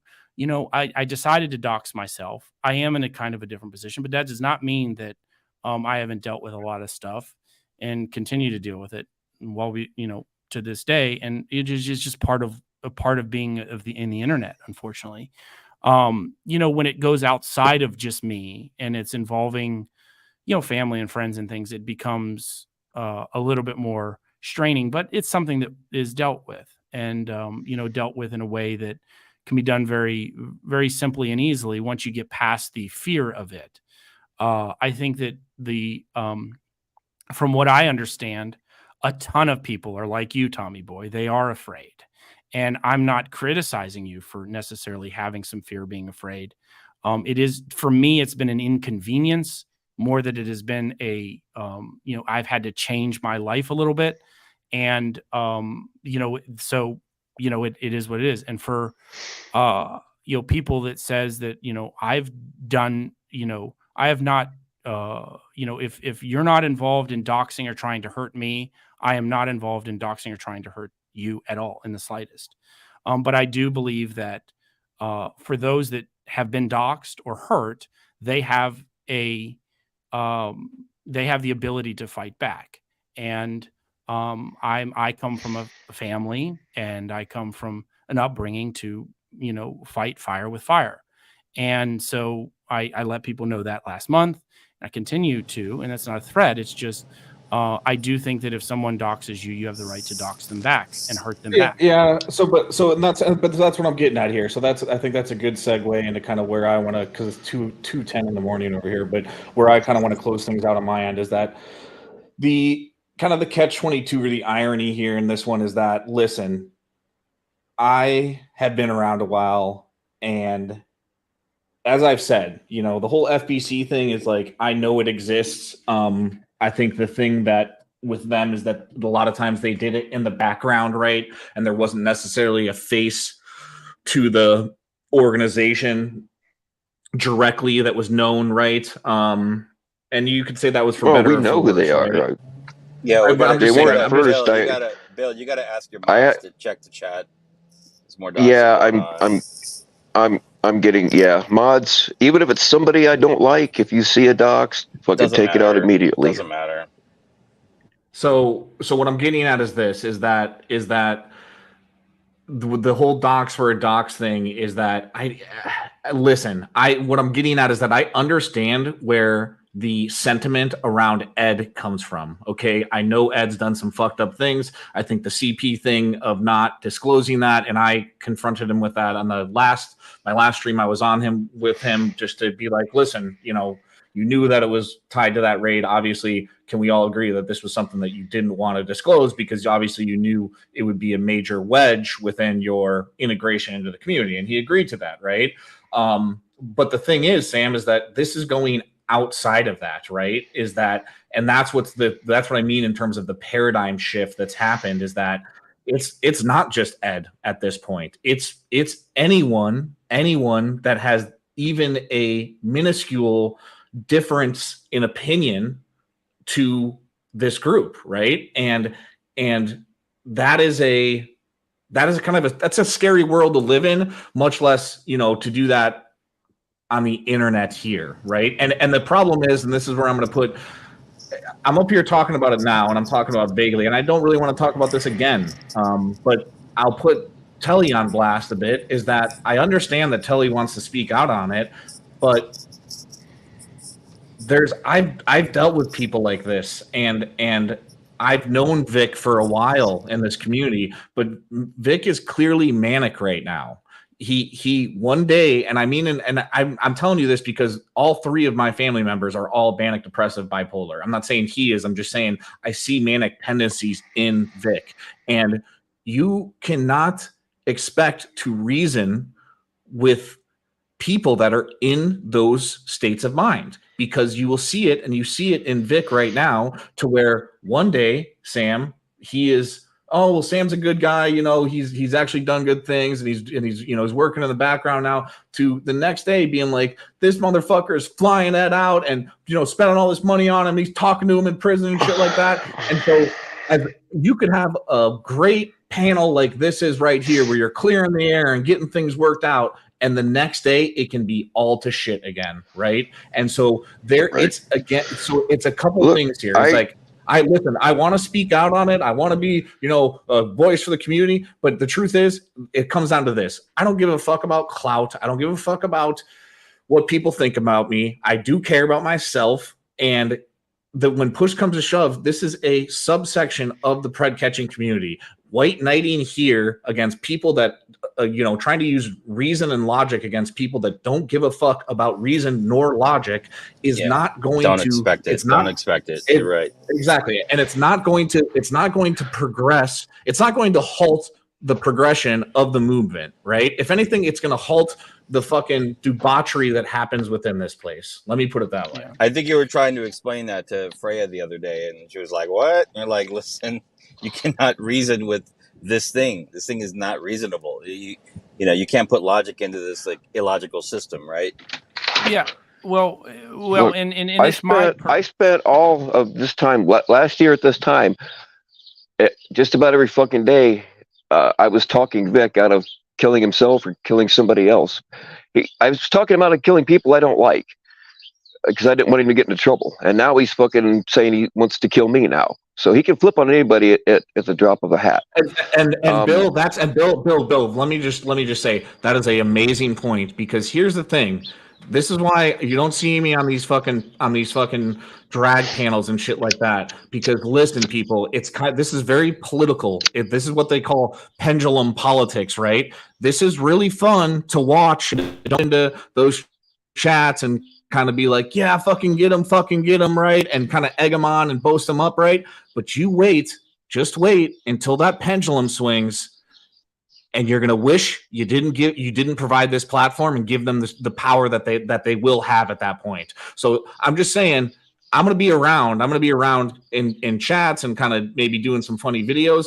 But all I'm saying is, just wait, people. I've been here long enough. I've seen this fucking pendulum swing. It will swing. Mhm. It will swing. As much as JD doesn't want to talk about it, JD, even Tommy admitted to this the other day. JD was going after fucking Tommy at his throat about 6 or 8 months ago.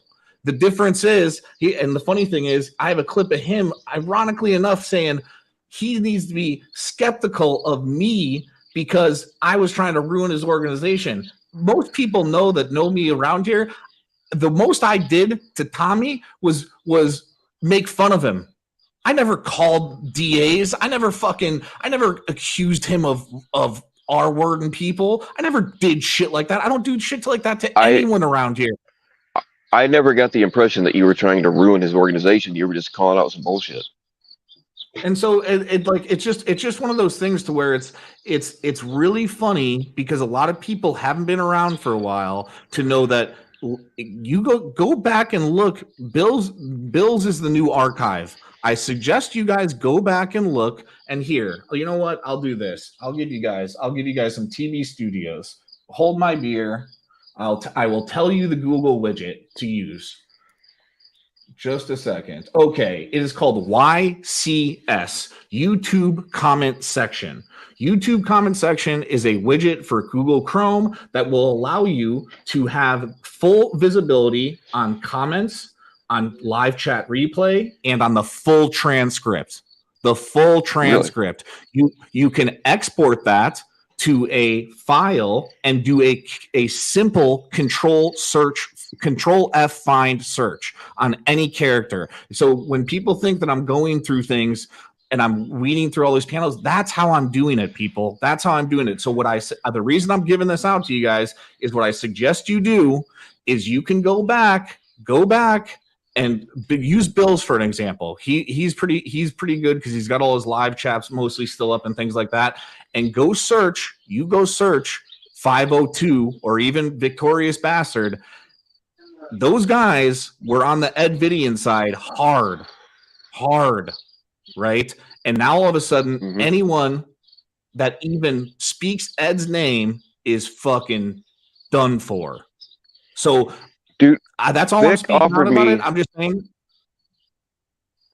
Vic hit me up on an alt account, and he said, "How much do you charge to look up people?" And at that time, I didn't have my own fucking thing to look up people until the whole Ed thing broke.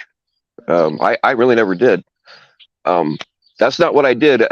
What I did to identify predators was to identify people that we had no name on. That was my job. But that's besides the point. But anyway, Vic hit me up under an alt account. Offered me $1,000 to look some people up. He asked me how much I charge. I said I don't charge for that. And he's like, "Well, I'll give you $1,000 to look up this person up." And I'm like, "No, dude," because I could tell something was up. And then later on, as himself, I don't remember how much he offered me, but he wanted me to look some other people up. But he offered me more money then, and I wouldn't do it because I knew some fucked up things were going to happen, and I don't want to be a fucking accessory to anything. And He was like probably, I said, he was I spent, probably testing you. huh? All right, but He was guys, but probably fellas, testing you to see whether you'd fucking look, if you do that sort of thing for money as well. He's sneaky like yeah, that. Telly, I don't mean to jump. I don't Thanks, mean to jump Tommy. off when you See get up you here, but later, yeah. Tommy boy. Good to have you up here. Good to have TBS. Glad to know TBS is alive and well as well. So, Hey, Tommy, what was No, it?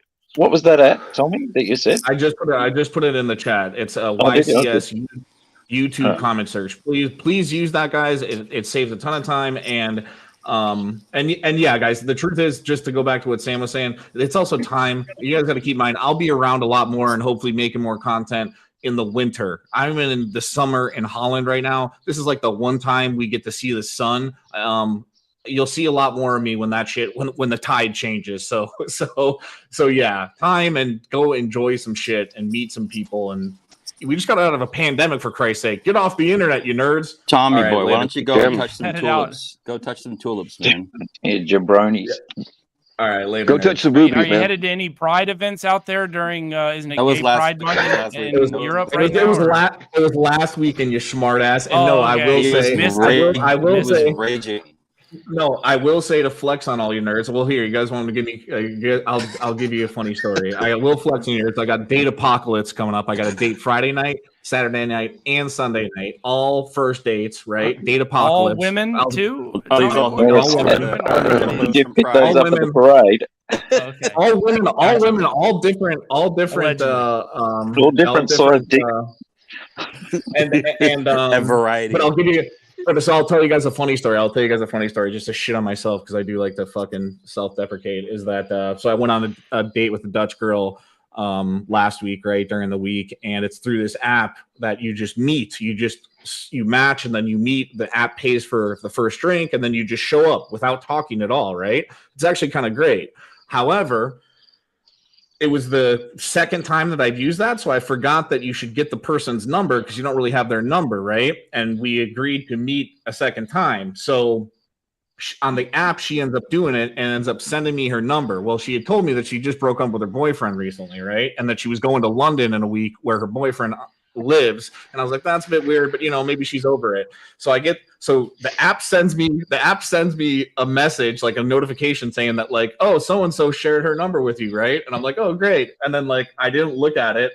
A few hours go by. I get a message from like the app developers, but it's in Dutch. And so I translate it through Google Translate and it says something like a message is from the girl. It says she wants to essentially like she shared her number with you, but now thinks that she doesn't want to and can't fix it, right? And I read it as like that she was trying to give me her number through to make sure that the app got her number to me, right? And so I'm like, oh man, she probably just pissed because I didn't respond back to her sending me her number right away because I waited a couple hours. So then I texted her on WhatsApp, and on WhatsApp it tells you that they blocked you right away. So I sent the Right, message. you got reported. I sent the fucking message, and it goes. I go to send the second message, it's fucking blocked. And so I go back, I retranslate it, and I'm like, "You fucking idiot, dude!" The message was saying, Tommy boy, no means no.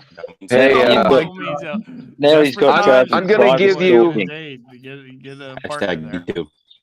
"Oh, it's too funny." It Hold on was a too second, fucking guys. funny. I got to say something before Tommy Boy goes. Tommy Boy, this is the most important dating advice that anybody ever gave me. My grandpappy sent me down. He said, son, just remember, there are no chicks with dicks, only guys with tits. And then he patted me on the back, and I was on my way. God damn, Bill, that's how you want me to leave this stream? For the love of God. Did you expect That's any exactly less? how. Oh my gosh. So yeah, well, there's the shitting on TB Studios. Power in numbers, people. You're gonna win some, you're gonna lose some, you're gonna lose a lot more than you win. I'll tell you that much. All right, have a good night, folks. Good talking with you, Tommy boy. See you, Tommy. Take boy. care, All man. right, later, guys. You too, Sam. Good talking with you.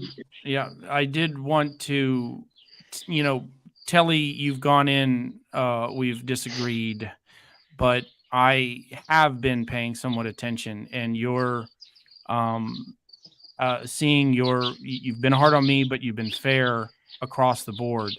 And, I want to say, thank you for a lot of people that don't speak out, that I know don't speak out, have sort of not invested in you in that sense, but there's a lot of people that don't have the balls to say anything, and you did and have, and it's been cool to see. So All right. not that I'm deserving any, No, not that no, yeah, you can send me up for my lashings, no, no.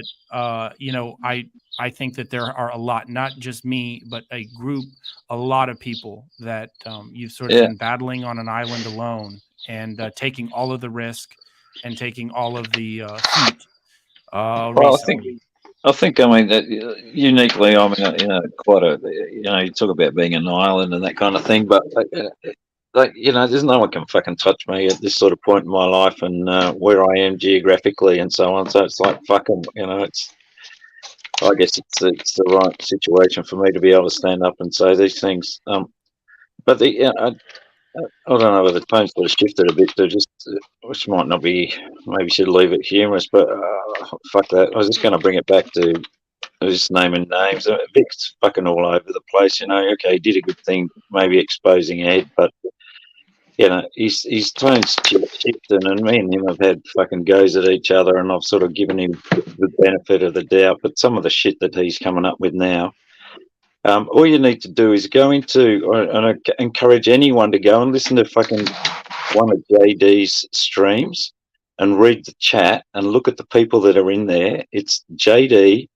it's fucking Gomez, it's Vic, and it's the fucking good guy. Who else is in there? There's Righting All the Wrongs, is fucking sneaking around there looking for fucking dirt so that he can fucking dox people. And that thing that the way he doxed me out and said you should be cutting your throat, that guy should be thrown off the fucking YouTube. I can't believe that fucking post is still up there. I'm very sure, I can't prove it, but I'm very sure that Righting All the Wrongs is Twomper, because that's the kind of shit that he does. Yeah. Whoever the fuck the guy is, he needs a fucking kick in the ass. Well, it's the same. It's the same. You were in on it. You got into a little thing, I think, last month on Jeff's stream with a troll account called Chief Deputy Og, which is also the same person. So that Bill just said. So you called that out last month, and yeah. I mean, just fucking destructive. I mean, you go and have a look. I think Good Guy's after me, so he's really scraping for things to try and smear my fucking character with. Go and have a look at I'm not going to read it. I'm not going to waste any fucking time on it now. But it was reposted by what's JD's fucking Dick Productions. Don't tell people. So, yeah, well, fuck, I want them to go and have a look at it, mate. People need to go over there and listen to this fuckwit and hear what he's saying and hear his fucking tone and hear how righteous he is. And he's talking about taking over someone's content. I'm not sure whether it was Cam's or whether it's Ed's or someone's, but he's saying, okay, I'm going to take over this content. I'm going to sue them for it. And then I'm going to give all the proceeds that I get from the content to fucking charity. It's like, what a fucking twisted, convoluted fucking superhero he's making himself out to be. It's like, instead of suing someone, why don't you just give the fucking money to the charity in the first instance? Well, I'm not actually sue anybody. I think I wanted to say this earlier. I think what we're experiencing is, and it doesn't matter what quote unquote side you're on, is the people that tend to rise to the top for the most part, unfortunately, have some kind of, it's pretty clear, some mental health issues, and you give them a little bit of attention, and then they're on their way, and it's and then when the shit goes down, everybody backs off, like, oh, that wasn't my fault. I'm like, yeah, you created this monster. I mean, look at the guy. Even to that regard, and people are, my the way I was raised, and my thing is that I hit back, and so you personally might differ from me as far as if I find evidence that you tried to hurt me, dox me, call my family, call my friends, call businesses, whatever, I'm going to come back at you, and it's going to be proportionate. It's going to be proportionate, but I'm going to come back. That's just my character. That's just how I was raised. That's just but other people may not. And I would point to Cam. I watched Cam very carefully after he did what he did to me a few months ago, in which he recorded my call, released it, and et cetera, et cetera. We know the story. I actually watched him and his development, and that he stayed out of the drama almost completely. Yeah. For 2.5 months.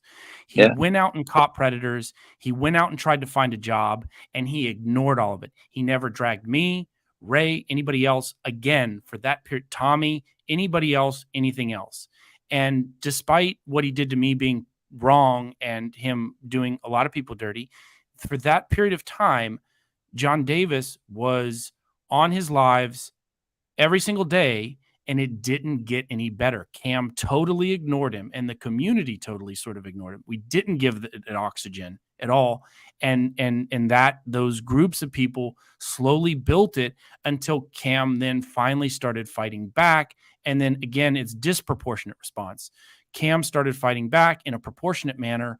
Then that group of people started disproportionately doing over the top things, growing and growing, and Cap doesn't like Edward for a myriad of reasons, but one of them is that Ed doxed with a report, a public record, and I view Vic and John Davis the same way, and I don't. And this is like streams in which Cap's dislike for Ed for doxing him is my dislike for John Davis and Vic and that crew. And here I see Cap up on a panel, letting these people control his panel and the council, which is Cap now part of the council, the dark council of people who have no life and no job out to hurt random people on the internet. I'm not sure what the council is, but it's super weird, super creepy.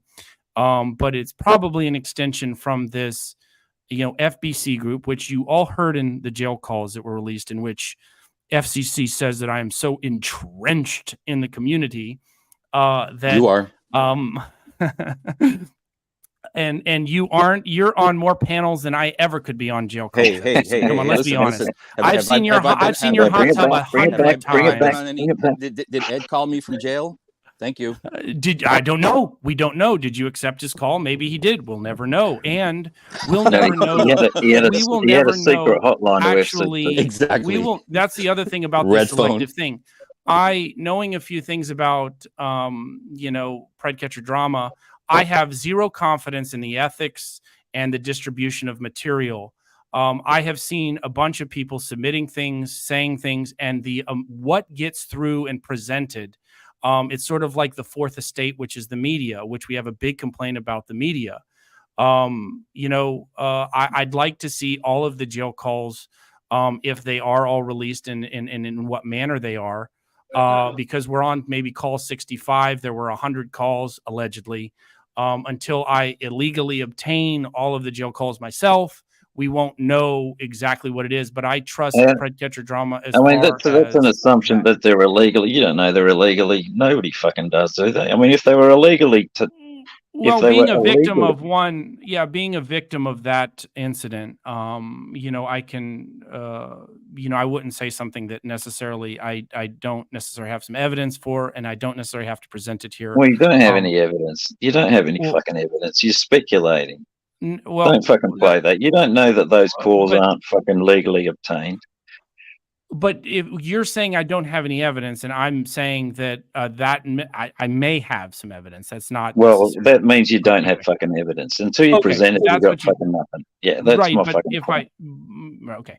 So that being said, we don't know how the calls were obtained, but in any event, is it really worth? Well, it doesn't really matter. It doesn't really matter. They're out there and they're making a point, which is showing how the conversations are behind the scenes. The damage is done. Right, but but Telly, I know, but there's a lot of conversations behind the scene, Telly. There's a lot of Slacks and Discords and Guildeds out there that maybe tough shit. There's a whole lot of you don't go to fucking prison and you don't have your fucking phones recorded, and that's your problem. Right. There's no sympathy for that. I can understand it's embarrassing for you. I can understand that. It's not embarrassing, but people read into it. So many people mistakenly believe that we on the outside were calling Ed every day, and that's not true. Right. And so that the assumption is, the false assertion or the idea is that we were somehow calling in. Well, everyone that received those calls we're receiving them I've from. I've Yeah, never I've but for somebody that's you very guys, hang entrenched, on. I've But never heard that. it was people on the outside that were fucking putting the money in the fucking tank, though, wasn't it? I guess, yeah, that is true. So People you were know you were I've allowing. never facilitating heard the it. I mean, theory that, that people were it calling doesn't really in. matter. It's like you're making social calls, and unfortunately, No, not they were in the recorded. theory, but people have been saying that you called, someone every day, and it's not no. Edward was calling people from jail, and we were receiving them. If you haven't heard that with how entrenched Oh, you yeah, are in the community, I'm Telly, have you? incredibly entrenched, and I've never heard that theory. no, And I think I it's have just the Well, then, it's the then I'll content. have Tommy Boy go back to his meticulous records of everything that's happened, and I'll go spend 3 years looking at all the tapes and present you with the evidence, FCC. But apart from that, I think that there's a lot of embarrassing things, or there's a lot of things that people don't, screenshots of Slack messages, groups of Discord messages. There's a lot of things that, if presented, I don't necessarily trust what, just like the media, the mainstream media, I don't necessarily trust what's fed to me. Now, there's people that are on the side of, because it's just like political parties, and it's just like our media in general. If that media organization is doing things that I like, then I trust them to do the right thing. Yeah. And I trust them to be ethical. And that's not the case at all. And I would But say what's your point, though?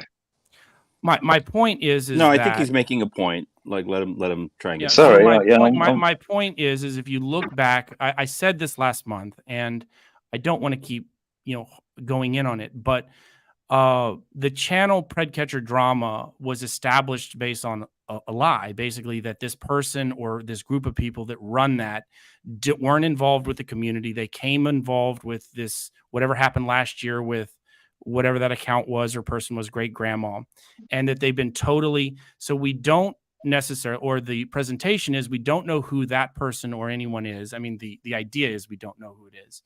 And they gave a narrative which was untrue, which can never be fact-based, which is, if you do know who that person is, or that account is, or that group of people is, you can track back false statements. But if they never reveal who they are, then you can't ever verify if they're actually true with what their statements were, which was, I was never, or we were never involved with this community. We started getting involved after the great grandma thing. And, they presented a narrative, or they're allowed to present a narrative that may be, or possibly is, or probably is very false and a lie. And then earlier this year, there was a group of people that were being targeted. It seems like it started with maybe Julie, then it went to Matt, then it went to Edward, and then it went to these jailhouse calls. So there just seems to be again, a selective targeting with that. And again, these videos were fun and funny back, when this alleged account was created, supposedly by someone who wasn't involved in the community. Then they were funny. They were lighthearted videos. And then there got this twist where things got super duper negative very What was that quickly moment? and very, very, very connivingly almost. And they were selective people that were picked out. Yeah, but I'm not really sure what you mean. I was like, who, when, I just what said was nasty. so I'm not saying, okay. So obviously there was the and I'm not necessarily justifying anyone's behavior or what is, who should or should not be, I think that, my opinion is that there's a lot of bad actors in this community. There's a lot of bad people, and that picking on Tommy all the time necessarily, there's a lot of shitty people that do a lot of shitty things. But anyway, I think that in the beginning of this year, there was Julie, who runs a Survivor stream, was hit with some sort of thing that she stole plums. And then you look at, then the next target was Matt and some domestic issues. But hang on, but Jules was stealing, wasn't she? But hold on, Telly. You asked me to provide examples, and I'm providing examples. But whether you think that it's justified or not, you asked me to provide examples, and I'm providing them. Well, mate, your point is fucking ridiculous, because you're trying to smear the person who's providing as though they're a media outlet, but all they're doing is providing facts that you don't like. No, it's Well, not so necessarily facts. but they It's are a they are course a of media outlet, Telly. That's the whole Yeah, but point. so They what? They're a are. media outlet. If you don't like the fucking style, that's your problem. But If they're listen, right. so still being so if they're still I being don't. Yeah, I don't know if if this they're is what still being Sam was trying to truthful, say, if they're but still being truthful in the content, it doesn't matter. well, have they released Well, all how the do we calls? know? Do we So know how do that? you know how many Do you know that, calls? Do you Telly? know how Mate, many calls were released? there's plenty of fucking people saying that what fucking Jules did. It's not just the fucking panel channel that's saying I'm that. not talking about Jules. I'm just saying, like, talking about Talking Ed's about Well, jail who calls. is? Have credibility. they How do released we all of the know? calls? Yeah, because it's been backed up by multiple sources. That's why it's credible. Mm. No, I'm not talking about the credible of one example. I'm talking about you. See, you're now playing a straw man. I'm not playing fucking You're playing anything. straw man.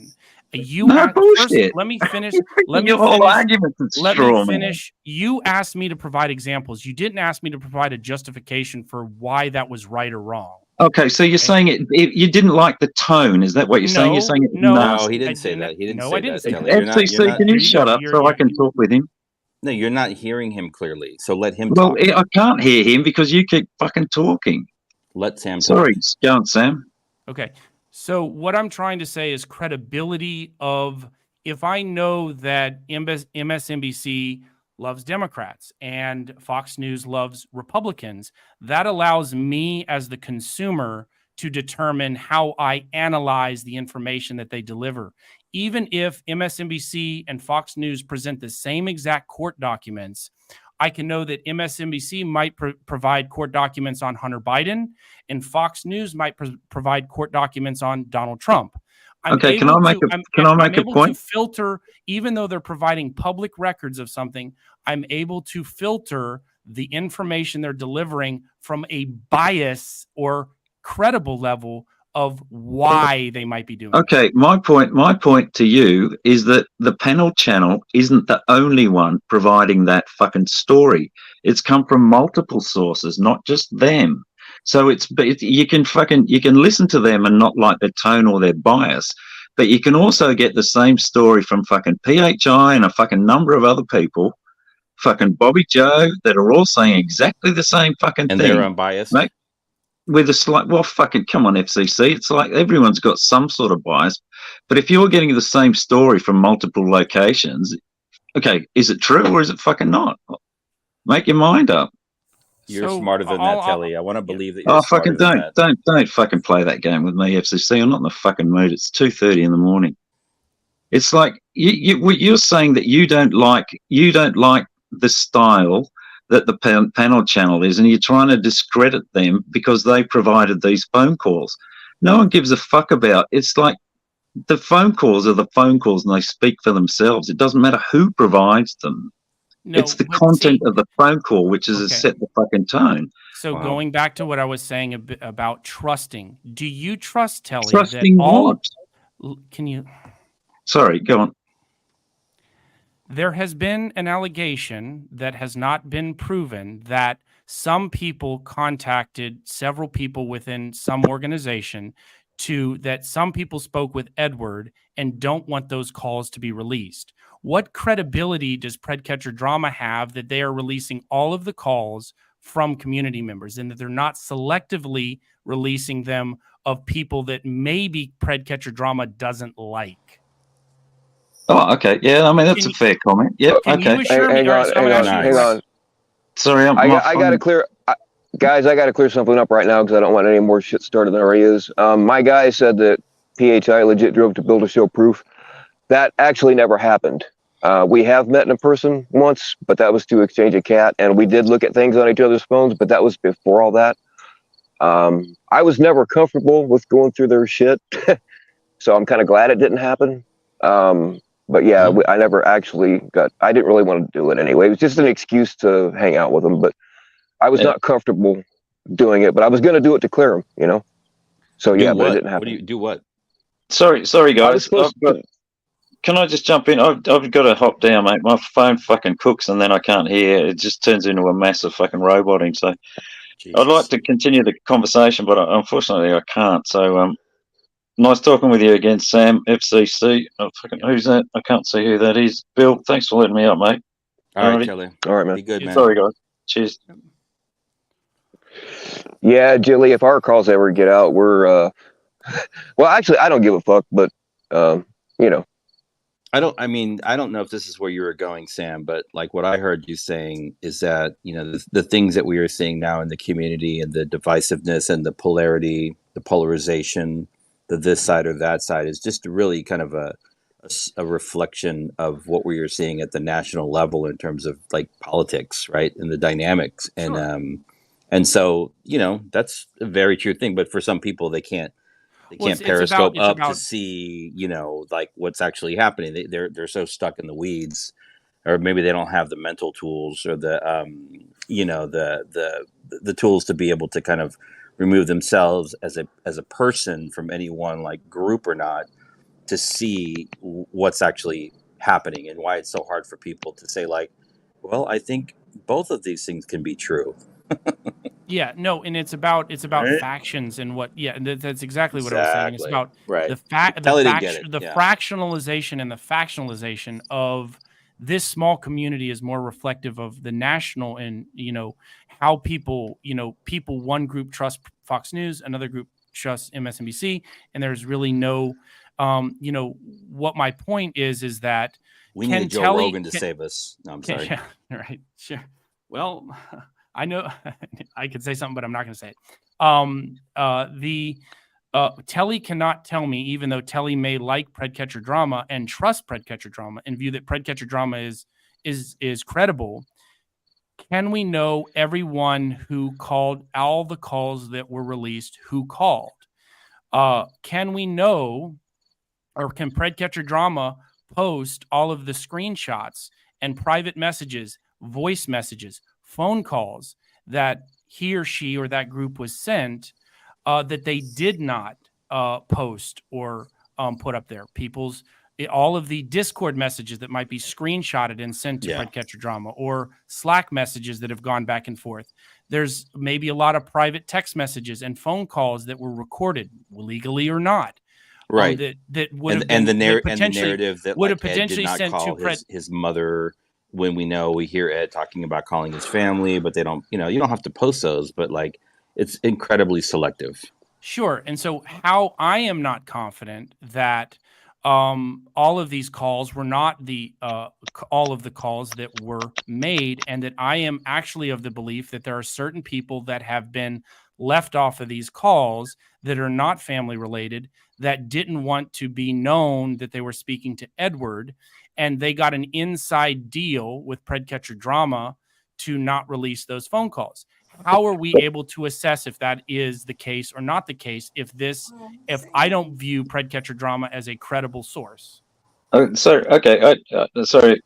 That's I a agree very with good. that. That's an interesting theory there. Yeah. I agree with that. My point is that it's not going to, whatever has been, if let's assume that calls have been withheld, do you think those calls are somehow going to show Ed in a more positive light than he currently has been shown? Oh, no. I tell you, I'm not talking about Edward. I'm talking about the inside, the negative of the person receiving the call, maybe. As in yourself. Okay, so the negative, people have thrown shade at me and drug me because I had a few phone calls with Edward when he called me from jail, and the delivery of the information that I was giving. FCC says that I'm really entrenched. People say that they call me two-faced. People say all things about me because of this.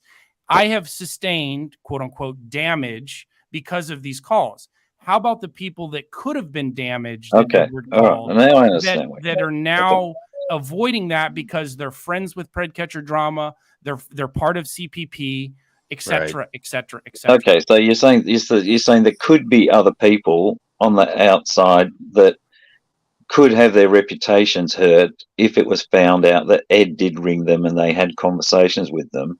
But they're somehow being protected from the. Okay, now I understand. In the information that was exchanged in those potential calls. And there's no way to prove that. No, there's no way to prove that. When it's actually a very credible theory.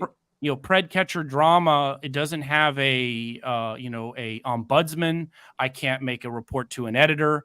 I can't necessarily obtain these calls myself because back to your theory, Yeah. I have legally tried to obtain about 100 of these Okay. calls, All right. and I have been Well- denied. I have been denied access to the calls. Well, So I that's will what you tell needed that. to say before. You were dancing around the bloody point. I mean, if you'd have just said that, and that you wanted to reconcile to see whether there were, in fact, Sure. all of the Yeah. calls No. I mean released, then, that you is know. part of the evidence that is, built or Yeah, building yeah, is yeah, that yeah. multiple people Sam have. takes a while to get to the point. He likes to hear Yeah, himself and talk. I do want to see that of all of the things that I said in those calls and others was not edited out to maybe make me look worse or more damage me more. So those are the things that I would like to figure out.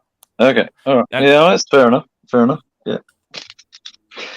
Makes sense. then, Okay. Yeah, and so when you have that, so anyway, there were people that were, and whether it's fair or not. The fact of the matter is, maybe people were talking about, maybe Predcatcher Drama is an extension of CPP, very good friends with Tommy. Maybe we can never assess that for sure if we don't necessarily know who necessarily was connected to or behind that. And I just do think that, hey, it makes a difference to me that if Predcatcher Drama is working with maybe John Davis, or Predcatcher Drama is friends with Ray, or Predcatcher Drama. So, that type of thing that, and I will throw, as far as Ray is concerned, Ray had, allegedly 2 calls with Ed. They were very short and sweet. And they were very minimal community talk, very minimal damaging things. Was Ray sort of, as far as, did he know that these calls probably may have been released in the future? Or Ray was incredibly political and reserved in his demeanor and his words on the 2 calls that were released, which is not normal for Ray if you've spoken with him, right? The dude loves to fucking talk. Well, they tell you right when the call starts that you're being recorded. I was saying shit because I knew it was being recorded. I was talking about dead hookers and. I mean, I'm going to help you, El Chapo. Hey, Ed, I'm going to help El Chapo you out of jail, and here's how I'm going to do it. I understand that those are being recorded. I did not know that they were being recorded for someone to sort of release to, a random person. That whole thing. And again, I will say, Telly, I have made several attempts to obtain these calls, even as a person who was on the calls, even with the 2-party consent of them being released, meaning me and the other person being Edward, saying I as the party on the call, as well as Edward, I've not been able to get access to these phone calls. When that comes out, it's going to be juicy. So just prepare for the whole thing to unfold. I missed you. Sorry, FCC. I missed your point from the beginning there, Sam. I was thinking, it doesn't really matter because the damage is done. Whether the calls were obtained, like whether they were publicly available, or I mean, they're obviously fucking out there, and no one's managed to be able to stop them. I would have thought if they weren't legally obtained or allowed to be, exposed, it would be pretty easy for fucking Ed just to get an injunction to get it fucking stopped. I would have thought. The wheels of justice turn slowly, but they turn slowly. Well, I don't know. Court injunctions in sort of public, something as big as that. I would have thought. Anyway, right, and there's really no follow up either, because with this nameless or faceless, identityless Predcatcher Drama channel, you're not able to access, she or he or that group is not necessarily entitled, doesn't have to answer anyone, doesn't care what you think, does hey, how many calls did you release, who did did you release all the calls, etc., etc. When you don't have allegedly there were roughly 100 calls, 67 have been released, and I believe that Predcatcher Drama has alleged that under 10 were to family. So that leaves us somewhere around 80 to 90 phone calls potentially that are circulating, and we're at 67. So there's gonna be a gap there, and I will be watching that gap pretty carefully. Yeah, I guess it surprises me that I know it's the court, not the court, the bloody jail system and the private company that runs the communication line. If they wouldn't, if they knew that if you know, they've released these calls to someone illegally, and that person is illegally communicating them on YouTube. I would have thought they'd fucking jump pretty hard to get that shut down.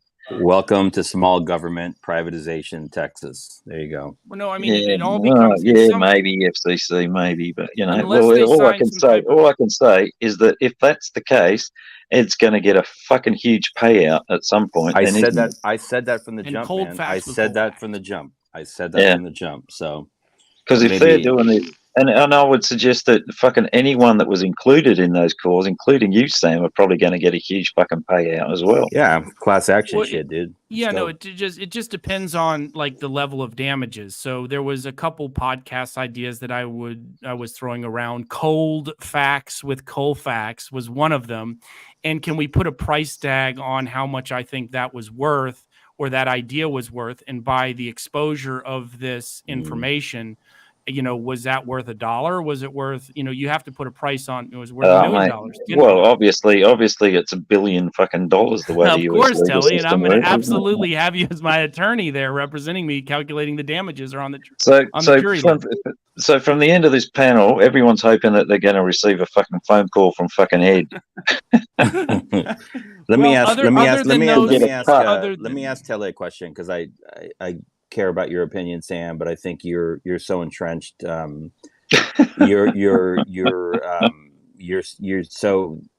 so far removed from objectivity, and your blinders are on. You're incredibly biased. I think you're a smart guy, but okay, no problem. It's hard to yeah. I mean, I respect your opinion, Telly. Based on everything that you've heard on the calls, right? What are your big takeaways? Like, what is damning? What are your 5 points? What are the big 5 headlines? Oh, 5 fucking points. I haven't listened to them all, to tell you the truth. Based on what you listened to. Well, Blondie Java, you know, I think that relationship, you know, she needs to, if she's looking for a fucking, you know, someone to throw toys at and money, I'm available. I'll tell her I love her. Okay, there's one. I'm generating content here for the panel channel. Like everybody else. Go ahead. I mean, that's kind of weird. I think Nevermore sounded like a woman, which struck me. I think Ed sounded as happy as I've ever fucking heard him being in there. Right. Yeah, I told Ed that he sounded better, and I've talked to Ed in the past. We don't really talk too much now, but in the past we used to talk quite a bit. And I told him he sounded better than I've ever heard him. Yeah, yeah. I mean, he sounded good, man. Cutting the lawn and finding cigarettes, I thought was fucking interesting. They had a fucking 4th of July barbecue for him. Go ahead. Yeah. The prison guard stealing the chicken nuggets. And I think, how many is that? Is that 4 or 3? That's four. It's 4, okay. I think the last one is how much glee he has telling the story that his fucking roommate is the guy whose his brother fucked his wife, was fucking his wife. Well, I think that was odd. Yeah. I mean, apart from the sneaky stuff that was sort of going on, all right. Just wanted to get your take on it. Yeah. Thank you. Entertainment, really. Yeah, I mean, at the end of the day, yeah. Yeah. So, all right, can I go now? Yes. You have any more questions from FCC? Yeah. No, that's it. I'm fucking done. See you guys, Sam. Bill. Yeah, and I was, right, bye, Telly. you know, to go back on what I didn't know, I'm not going back. I was embarrassed. Those calls in the context of being released without context, which is the context of those calls were someone who I have a relationship with before he went into jail.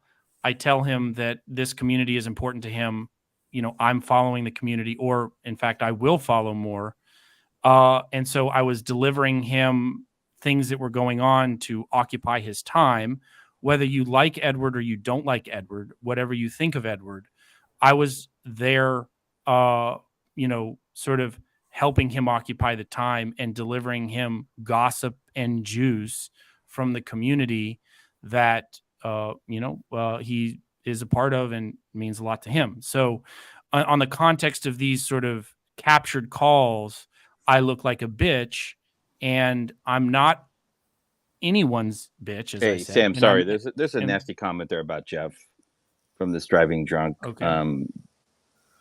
account. So let's get that out of there. I don't know. So I'm on my phone. I'm not on my computer. Okay. Sorry. So done. I'm sorry. You can like Jeff or not, but keep that shit out of here. Go ahead. Sorry, bud. So the other thing is and that is the thing. Limitless, there has been an effort to try to obtain these calls and get a list of them, and those have all been denied due to regulation surrounding jail calls. So Yeah, I just dude, stated that Limitless. that's going to be this is going to be the big expose because it's going to eventually come out probably sooner rather than later around how they were obtained. It's my understanding that they even denied it to the party at hand, to Edward himself. So it's crazy, man. It's very interesting. It is just an intriguing situation, and then all of this. I don't think it's intriguing. I think somebody fucked up, whether it was somebody that worked for that the telecommunications company, or somebody appeared to be an attorney when they weren't, or somebody hired an attorney that did some illegal shit. Yeah. So it's going to come out, and it's and in the end, this is a corporation. PCD will be exposed as a And result. this is a corporation that people can sue civilly, and if there are damages and people can prove some damages from these phone calls, and they can see that these calls were released without legal authority to release them, and people can produce, all the people that were on the calls and the caller, Edward, can prove that they were damaged by it. There's some things to be said for that. So, I think that, to be continued and to see where things get sorted out. I do know that people are working with their own, whether it's themselves or with an attorney or not, that, things are found out. But, for me, it's more of like I said, it's an intriguing thing that all of this sort of connects with this allegedly moralistic, ethical group or person, Predcatcher Drama, who wants to present a certain image and may in fact not be that credible. So that's gonna be exposed, and so I think the next question is like, what channel is it going to be? Panels of Our Lives? Is it going to be the panel channel that will expose PCD? Or there's an opportunity here for somebody, Sam and I don't want to bring up. Oh my God! I didn't realize that was you. Hold on a second, Scamula. Okay, so Bill, to you. Huh? Kudos to you. First of all, I just wanted to say I wanted to give you some respect for actually pulling me up. Well, actually, I didn't know it was you, or I wouldn't have. But since you're here, what I've got against you, Scamula, is you went on a live panel. This has been a couple of years ago. Told everybody that I doxed you when at the time I didn't know who the hell you were. I told everyone that you doxed Robin, that you threatened Robin for no reason. No, you said that I doxed you. No. I said Ed doxed me. You threatened Robin for no reason. You said you said that I doxed you, Scamula. No. I wasn't blackmailing anybody. Scamula, you can't say blackmail. That's racist. I know. I'm sorry. He white-mailed or Mexican-mailed. That's better. He did something with brown-mailed you. Yeah. Yeah, he did something with Red Hood, but it was something, I don't know. I think I heard. Yeah. That one. Extortion maybe seems the right word. I don't know. Extortion is a good word. Bully. All right. What? It wasn't extortion. She was doxing somebody else, and I told her if she didn't stop, then her information was going to get out. What did you do? What? Okay, Robin called me bawling and sent me a text message. Scamula, before you start to go on your tirade, I want to say, no. I want to say, Sam, great talking with you. Bill, thanks for having me up. And, always a pleasure. Scamula is the great panel killer. Good night. The entrenched FCC has left the building. Totally entrenched on panels all the time. Right? Entrenched more than anyone in this community. Have a nice night, FCC. No, okay, so but no, I was just giving Bill some respect for having me up. And Okay. because Sam, I thought your selective outrage, or what you were talking about, like the selective thing from uh PC and drama, right? Yes. Okay, so they weren't biased until when? They were cool until when? Until what? No, I'm What? just saying, like you thought that they were unbiased. No, I didn't think that they were unbiased. Obviously, everyone has a bias, and they should just admit to that bias. I thought that Okay, they offered these. So from allegedly when this person entered the community as great grandma unsolved, and then I don't know if right. that was allegedly whoever that is, and then transformed into Predcatcher Drama channel. For that 5 months, they were. If you go back on their channel, you will see relatively funny fluff pieces. Right. Um, right? And then you had this really, really dark turn. And if you follow this, and it's really not that hard to follow, you just watch the channel. Their posts became very negative and very dark and attack minded. And they had a few targets that they found some court records in relation to. I'm not necessarily alleging that any of these documents were forged, any of the court records that were obtained were false. I'm saying that it's just a fact. If you go back and look what this channel was, what the statements were about this channel were about, and then it's not a fun piece. It's not supportive of this community. It's not supportive of catching. It's supportive of these harmful pieces that someone or something or a group of people got involved with to use as as an a credible, in some people's minds, outlet to drag people with legally or illegally obtained information. So that's all I was saying, Scamula. I'm with you, Sam. I'm with you. Okay, I'm with you. And But so go ahead. The bug noise is. and Bill, if you want, I'll get off if you want. I know you don't like me, and I don't like you. I think you're a piece of shit. I was impressed that you let me on your panel, to be honest. So I'll get off. I just was going to say something to Sam. That's all. All right. Yeah. And so that was all my point was. And it's not necessarily saying, certainly, and I followed the channel basically when Predcatcher Drama did something in December when I came out with the holiday challenge for Tommy to demonstrate that he had the number of catches and arrests that he did. And Predcatcher Drama seemed to immediately, I followed that channel in particular, really the only ones that I because of the nature of the channel itself, and because I enjoyed the channel. In fact, Right. Me too. I actually thought the video of the year for the community was the Tommy Shed incident. It was hilarious with the way that video came Yeah. together. It was Yeah. super funny. It was super fluff, and it was hilarious. So when this channel came out, basically on me about my challenge with to find and expose female predators, as well as the some other comments that were made, as well as sort of tracking me. There was a post back in December, don't know if it's still up, like track how many catchers are getting their YouTube channels canceled because of a 24-hour since disbanded challenge that I put together. And it was sort of basically trying to imply explicitly that because of the challenge that of catching female predators didn't, was out there, that I put that out there, that somehow, even though most of the channels had already been canceled or terminated prior to me even doing anything in the community prior to December, as far as the challenge. And they basically put up a thing, let's mark how many channels get deleted since this. And it never got updated. It was sort of just a really punch in the eye in the moment to get some traction and to basically come at me.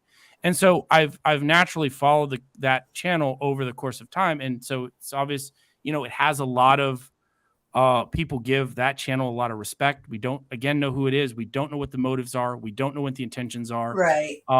And so I've just been sort of watching this, and then whether you like the people that they've targeted or not, it's clear that there's one set of group of people, quote unquote.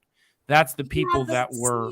Sam, go back though. But do you realize why they're getting targeted? That's why I'm sorry to interrupt. That's why I got up on panel, and Bill, again, I have to give you some respect for letting me up.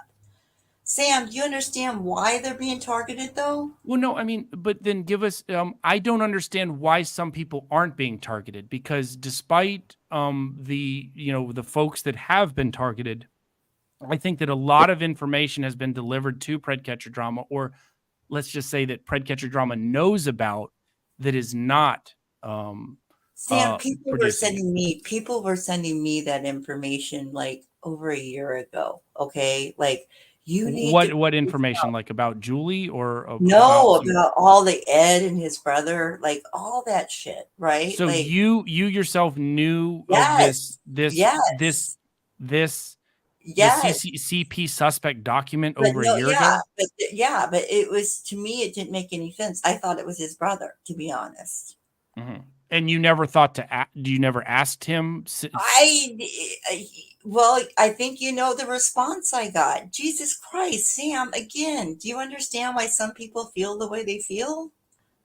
I don't. I'm Sam, not criticizing people's emotional response to someone that they don't like. Okay. it's not about don't like. It's about taking somebody's worst life experience and saying, guess what? If you don't do what I want you to do, I'm going to expose this. And then they actually expose it. And people calling you about it and going, yeah, I forgot I said that. That was 10 years ago. Shit.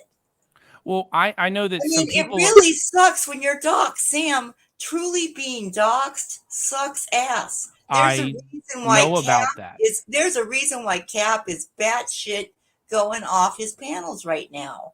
And for when you And guys go off on Cap, I'm like, he has every reason to go off on you guys. And so, Because do I guess have every what? You reason to guys go did off? that Do to I him. have every reason to go off on him for allowing Vic a platform to go up, the one who's doxing No, me? again, do you think you don't see me on VIX? You don't see No, I me on know. VIX? Do I have every reason that, like, I'm not giving? Okay, so Ed doxed Cap. I'm not giving Cap a platform. Vic is and was doxing me, and so is JD. Cap seems to be giving them a platform. Well, And you seems to certainly enjoy their wouldn't see company. me giving Should them I a be going? platform. Should I be going with the same hate as Cap that he's going at Edward? But again, understand what Cap is doing. But I understand Cap. That's the difference here because it happened to me. So I understand that fucking hate. I Okay, understand so that. Fuck you don't you. understand my hate. Like, could I start, even though I have said that I'm focusing on other things and I'm not responding to a lot of stuff that I could respond to, because like Bill happened earlier today, people will publicly say something about you that damages you, that's false or wrong or Right. inaccurate, and then they will come back and apologize to you in private in a DM. But it doesn't matter because the damage is already fucking done. And That's when you have correct. a That's family, guess correct. what? The damage is done. When you have a Yeah. husband, the damage is done. When you have a kid, the damage is already fucking done. Guess what? Been there. Bought the ticket. Yeah. Been to that So I'm rodeo. not saying that you have a right to go at, much like JT had the right to go after Tommy when Tommy showed up to his house. Much like, if somebody shows up to your house, Locke shows up, not getting into the legalities, but don't show up to a person's house, period. Don't show up. Okay, It's so the same don't thing show with up the with with the doxing. then Edward, then don't put And my fucking information out there so that Meow can put my phone number out there so that I get pizzas. Am I supposed to punch a police? So every time a pizza delivery comes to me, am I supposed to punch him in the fucking face? well, No. you actually I can go ignore to it. your, yeah, no, I I understand, but ignore it. That's what I do, so, Sam. I ignore yeah. it. So I don't think that any of this is, and this is another thing, that because you have a relationship with someone, you're friends with someone, you like somebody, you're on somebody's panel, does not mean you sanction all of their behavior, right? Oh, And that's why even I'm going to make sure, Bill, I think you're a piece of shit. So kick me off your panel because I'm going to get shit for being up here. Okay? And why are you getting? Bye. I don't know. Okay, why does people give other people shit for being like? Can't people be free to do what they want to do? This control that people have over each other's online relationships, in which you can go to this channel, you're in a mod in that channel. It's all ridiculous. Ridiculous. So. But yeah, Scamula was just fucking lying up here. Anybody that was in on Locke's channel, like way back when it started, she came up there. I didn't even know who the fuck she was at the time. Never heard. I might have seen her name in chats a couple of times. She got up there and said that I fucking doxed her, which never happened. And then that stuff she was talking about with Robin, I proved that Robin lied. That's one of the like maybe 5 phone calls I've ever recorded. Because I knew it was good. Something she'd already lied to me in another phone call that I didn't record.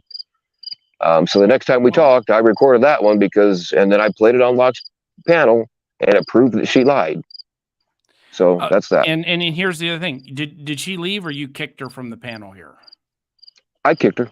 Okay, I don't think you're a piece of shit, Bill, and I also don't. No, have anything I am. I don't have anything against Scamula. So here I am sitting on a panel in which you kick someone that I don't have any problem with, and someone that I don't think is a piece of shit. So here I am awkwardly in the corner in the marching band getting ready to play the drums.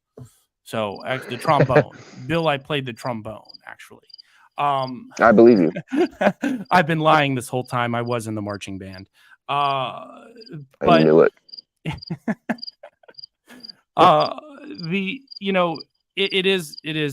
It's kind of insane that people have to have these different things. And it's like, I tell Tommy that he's, I congratulate him and thank him for catching a female predator yesterday. He was hard on her. And people then, say that I'm sucking up to Tommy or that thing. I mean, this idea, and then, that we've had I have communicated with Tommy in the past. There was this one idea where I was involved with some sort of conspiracy to take him down by funding something. It was complete bullshit. And I called people out for it, and they continued to entertain it even after I left, with some bullshit, unsubstantiated speculation. And Vic loves to speculate. He said, nah. Are you going to release the catch? Nah. Did you call the police? Nah. Are you going to release the police report? Nah. So I'm going to do some speculation now without getting into the drama. But are we speculating that Vic might have taken, like he's speculating about Ed? What if, could it speculation that if Vic does not release the video of that catch or the police report, or that he called the police, did maybe speculation that he took a payoff from that predator? I mean, we can speculate about a number of things. And I don't have a problem, as was talked about earlier in the night, that if someone comes at me, I'm proportionally going to come back at them in various ways. But, if Vic wants to speculate, is it fair to speculate about him and his actions? Why was he so dismissive when someone asked him very innocently, hey, when are we going to see that catch of that 17-year-old or 25-year-old or the chat logs? When are we going to see that, Vic? If you said, nah, not going to show it. Nah. Why not? I mean, pred catcher drama. Why not? Maybe didn't you get some evidence or speculation that there was a payoff that you don't, you can, we can speculate all night. And then you can produce what you want to produce about people that you want to do it about. You get that sort of fourth estate, and then a bunch of people think that you're credible. And you're not, in my opinion, for me. But in any event, I do think that, it's good to step away for periods of times and to step away from the more drama-filled elements of this community. I think that a lot of times it's unproductive. Does it drive up people's interests? Sure. Does it? But I don't, saying something positive about someone doesn't necessarily that you sanction everything that they've done. Giving credit where credit is due is, respectable. Yeah. And you know, I mean, I see, I'm not condoning Tommy or any of his behavior, but the analysis of what on me and my catches that was done and the things that I did that may have been, not accurate at the time, or was done in a way to protect everyone involved with a certain thing. Like, I'm responsible, in my opinion, for people's safety, people's identities, to make sure they're not doxxed, to make sure that they, get safely around. And so, and then afterwards to protect people. And this whole idea that, maybe some of the things that Tommy has done was in the interest of protecting people that are important to him or around him. That's not condoning the behavior. That's not saying it's right. A lie is a lie is a lie is a lie. But sometimes lies protect, or not necessarily telling everything that needs to be. I'm not going to tell people what kind of car I drive. I mean, if I tell you that I drive a Nissan Maxima, and I actually drive a Toyota, because I don't want you to find my tires and pop them, or give you my license plate, it's the wrong license plate. Was it a lie, or was it a like, you don't necessarily deserve or need the truth? And I think that I think that it's important to recognize the difference there, and maybe some of Tommy's actions have been in relation to that. But that being said, I mean, Tommy never really hurt me, or did anything to me. Has he done some bullshit stuff? Has he? It is what it is. But I think this fascination with him and him alone, when there's a lot of bad people and bad actors and bad actions in this community and other communities, focusing solely on him all the time when he has a bunch of people that support him. And, there's enough out there that people can make their own judgments about him, that talking about him, dragging him, creating false narratives about him, telling him untruths, as someone always said in this community, the truth is always enough. And there's ample stuff to see that. That's why I think that it's just not productive anymore. So people, talking to him, I did call him earlier today, say thank you for all, people that have been the victims of a female predator. What he did yesterday and what CPP did yesterday, whether you like him or not, whether you trust him or not, whether you support him or not, what he did yesterday was meaningful for me as a victim of a female abuser. And that's what I wanted to come on and talk about, as well as the Survivors Network and the things I did want to say to Dominique. I did not forget her question. There's going to be an element of the Survivors Network that will allow for a different type of catching that will impact real victims, adult victims of abuse. And, just a different style, different mechanism to catch predators for real victims. And that is something that background people that work on OSET teams and, people that investigate predators and their backgrounds, that do all that work behind the scenes. These OSET teams are great.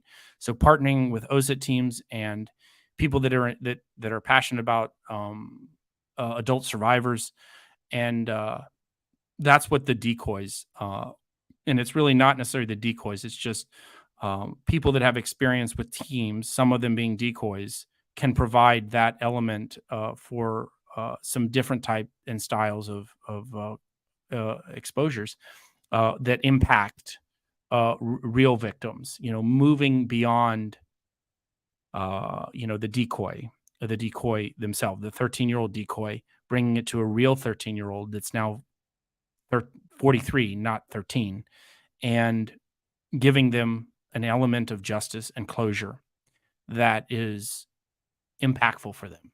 So it's going to take a lot of different work, a lot of different ideas. If you are interested in helping, giving advice, being involved, that Instagram account that I posted, that I'm going to post again, is, you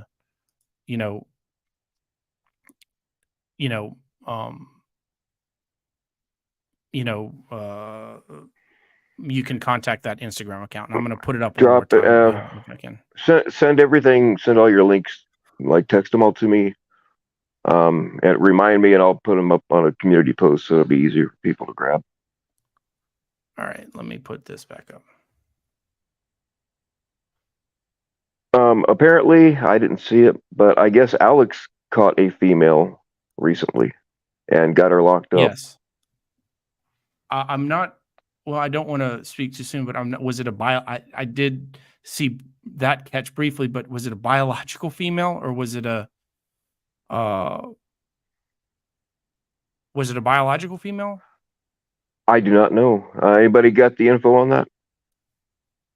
Probably was, because Alex doesn't play with that gender shit. He calls it like it is.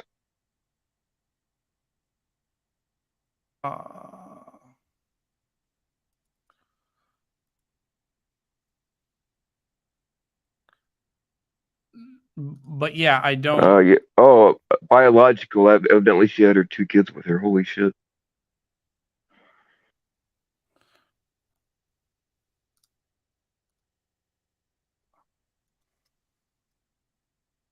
Probably the only way to see that, if somebody has a link to that catch, drop it. If Alex is, well, no, I see. Man, I don't know if we're supposed to drop Alex's locals links or not, because somebody dropped a link and he didn't like the idea. I don't know, but if the only way to see it's on locals, I'll never see it, because I don't have room on my phone to download another fucking social media app.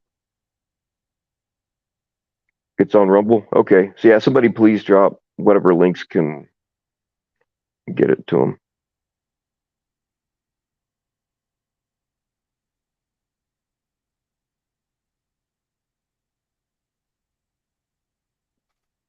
Yeah, and it's like, but I do think I was, so in my case, I did remember. So back to the calls really quickly. I was curious to see if Fred Catcher Drum was going to selectively edit, where in those calls I said very specifically that we may not be getting the entire side of a story.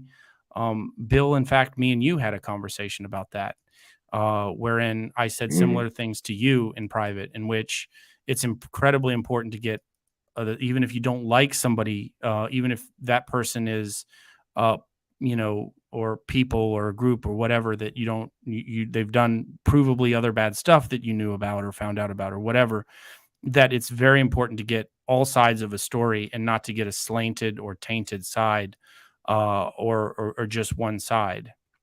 And, it's just, people want other people to do their battles for them. And I think that people need to do their own battles if they are under pressure or under attack. And I think that if you have evidence of something to attack back, do that. But I was actually, because of the dishonesty and the unethical, and I couldn't get my hands on the call, and that's why I wanted them.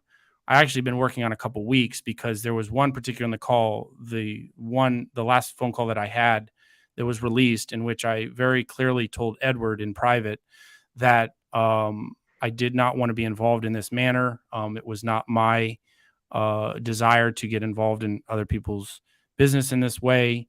And I do think that the entire side of a story needs to be presented. I made it very clear. I don't trust Predcatcher Drama such that I was not trying to get the calls to see which ones they didn't release or who was on the calls that should have been, that wasn't released. It was actually to release that call in which I knew that I had remembered that I said that. I know of one call that hasn't been released, and I don't know if it's going to be. We did talk about it here on my channel. I'm not going to say exactly what it was, because I don't want to start it all up again. It should have been handled privately, but the other party wanted to handle it up here. But somebody said that I said I had somebody else's nudes, which never fucking happened, and I never said that. So there is a call like that. I don't know if it's going to be released now or not, since it was dealt with in public. So there are some that they are willing to withhold, or at least that one. No, I mean, and I'm not a victim, as far as it's like, were the calls embarrassing as far as my embarrassment and making me look like a bitch or like a plotter. I don't think I look like a plotter. I think I was delivering natural calls to someone in the community that I was keeping atop of. I would like to know what plans I was involved with, or what plot I was a part of because I wasn't aware of them. And in fact, the only call that really was meaningful for me was when I, disputed that I wanted to be involved in that level and in that manner. So, I clearly said that there's 2 sides, 3 sides, 4 sides to every story. In fact, there's probably 4 sides. I mean, there's the objective truth, there's one and the other, and then there's the observer. So, and honestly, there's 4 sides to every story. There's the 2 parties, there's the objective truth, and then there's the observer of all of that. And then that becomes a narrative and the truth around, that becomes the dominant opinion. So I think there's literally 4 sides to a story, and just getting one side is definitely, wow, all truth. Sorry. Yeah. I'm sorry that, yeah, I know it's very hard. And the pressures around being, victimized in that manner is insanely difficult. Because again, you have the Mrs. Robinson stories. I don't know if all truth you're a male or female, doesn't really matter. Uh, you know, the dynamics of being abused by a female are much differently than by a man. In my case, I was not molested by a man, but by a woman. So I can't speak to the other side of it. But it's been a very difficult journey for me, and to trust people, men and women, and to, it's just been a struggle. And to not, even at the young age I was when I was molested, the people that I've told my story to at 5, some people that I told my story to expected me to, and even family members expected me to somehow derive some sort of pleasure out of what happened to me. So it's a difficult road, but it's something that we all can survive. And it's certainly for those of us that have survived female abuse, and anyone that has survived any abuse, can make us incredibly strong against all odds, to the point where this community stuff in which people want to threaten, extort, dox me and harm me, that's something that makes us stronger, and that makes other forms of predators out there, like the threaten to dox, threaten to release information. It makes it really not that doesn't make that as far as having the courage to confront it. I'm not afraid of it. So, and I think that for a lot of victims, we're not afraid of what life presents us, because we have survived and conquered the most horrific things that could happen to a person. So I want to demonstrate through this Survivors Network why survivors are so strong, why they are some of the most courageous. I'm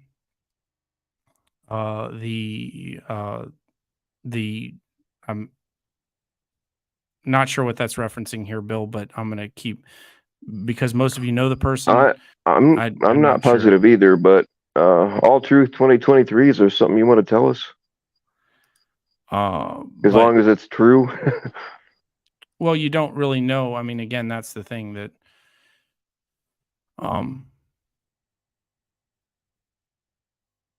so anyway, thanks, Bill, for having me up, and thanks for people that have want to be involved in some capacity or just support in general. I may go live a little later tonight on the Sam Clinton 2.0, but I was up here for a while longer. Tommy Boy delayed my exit, Bill. I wanted a quick in and out here. It was going to be a quick. Yeah, Tommy Boy likes to take his time. He's not into those quickies. So. Yeah. So, Bill, have a great night. Thanks very much, and thanks for allowing me to promote the new channel and stuff. So. Oh yeah, I'll promote anything like that. Cool. Take care. Have a good night. All right, thank you. Well, y'all, I lasted longer than I thought I would. Wink, wink. Yeah, I didn't really intend to go this long, but hopefully some good came out of it.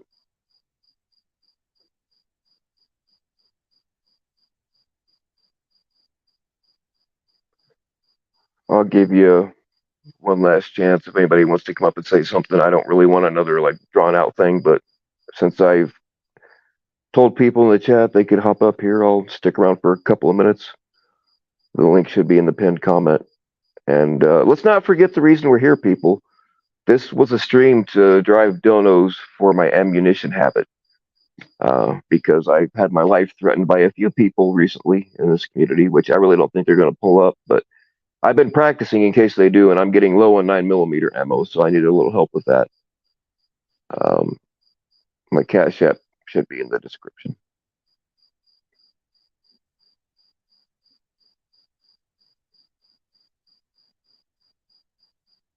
It's nice. We have literal crickets now.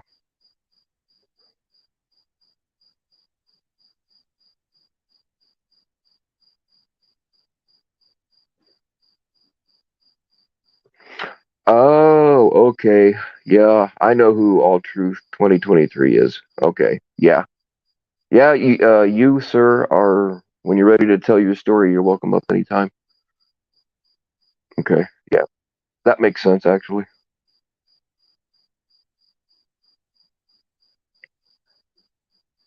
Okay. Yeah, I know who that is now. So, um, yeah, eventually you guys will hear that story. I just don't think the time is right yet.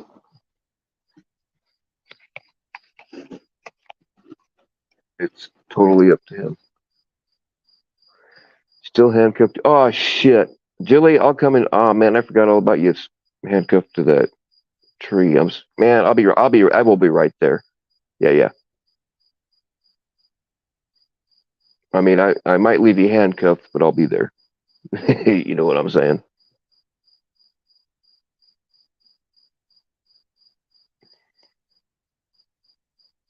Yeah, Rod. I don't really believe anybody's gonna pull up, but these guys are psychopaths.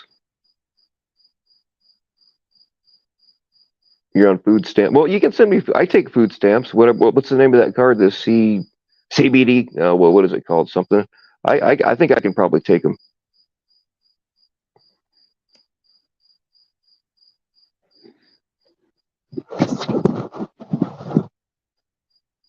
EBT. Thank you, Ronnie.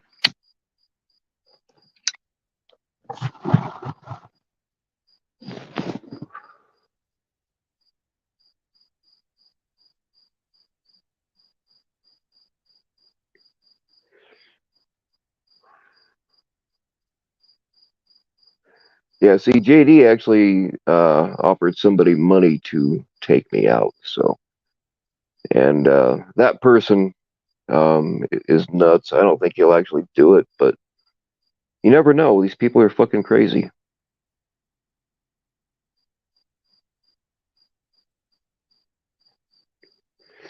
Yeah, I mean, Vic said he was going to do it. John Davis said he was going to do it. John Davis offered Jason Salo money to do it. I mean, it's all fucking. They like to delete their streams, but like all the shit's recorded.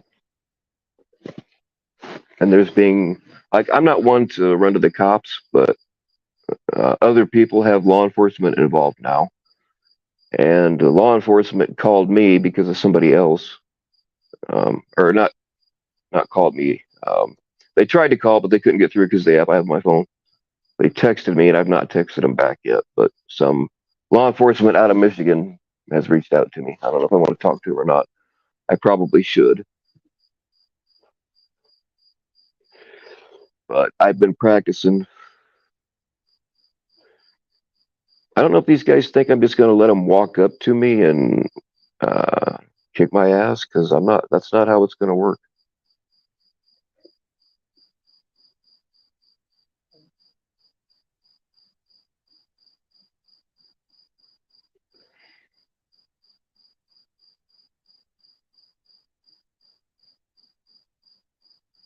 What happened to this community? Used to be so chill. Yeah. 2 years ago, Javi, it was. It's gone downhill pretty quickly.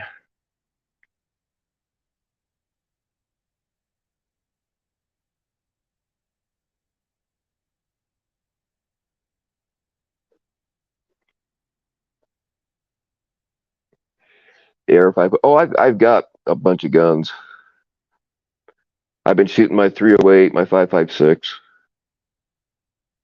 I've actually got quite a bit of ammo left for those. Not that I couldn't use it, but been shooting the shit out of the Glock because I'm really a 1911 simp.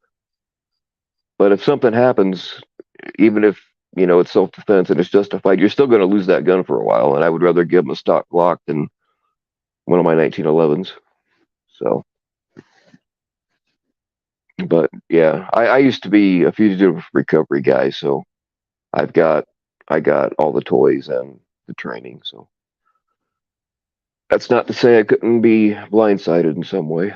I am rusty.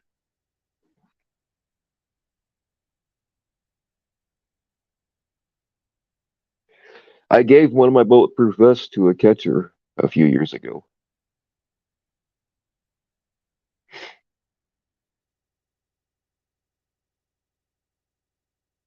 Since he's not catching anymore, I need to get a hold of him because the deal was I would just give it to him for free. But if he ever stopped catching, he's supposed to either give it back or we would pass it along to another catcher. And he hasn't caught in a while, so I need to get a hold of him and talk about that. Jilly, not that kind of training. I'm not talking about with the whip and the ball gag. It's the other kind of training.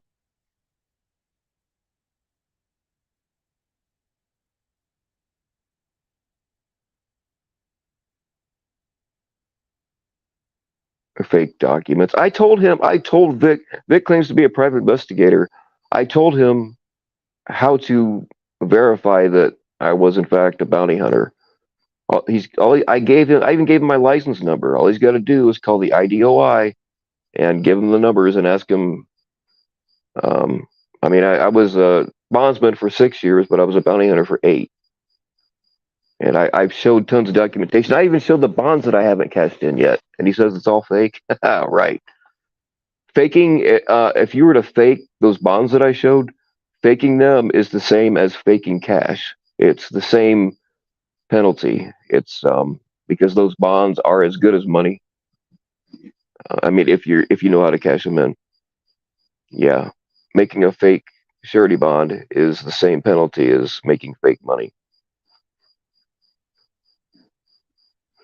And I'm not going to put my felonies on YouTube anymore.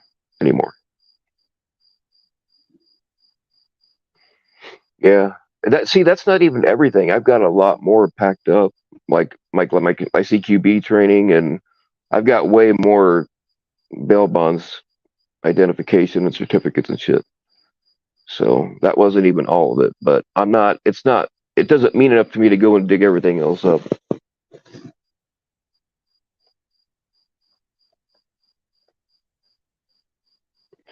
No, not like Dog. I mean, Dog is a legit bounty hunter, but uh, the cameras kind of made him look a certain way, and we aren't all like that. Where you could obtain a new ball gag. Yes, meow, I can accommodate you. Oh, that reminds me, everybody. I need all of your ball gag sizes before the Christmas party. We've got plenty of time, so get them sent in to me. Some of you already know. Some of you already have on file.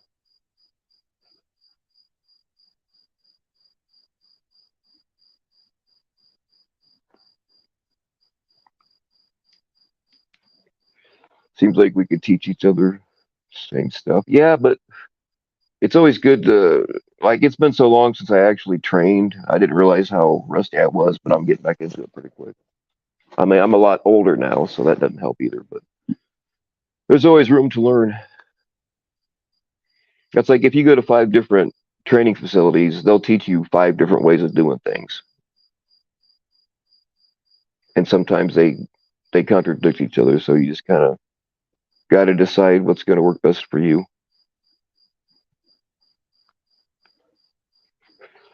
Right on, Javi. What kind of certs you got or training?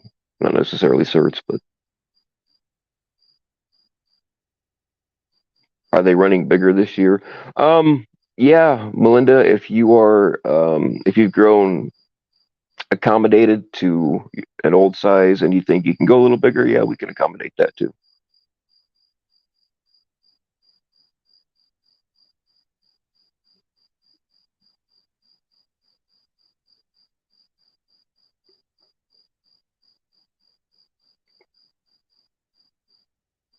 military. Right on.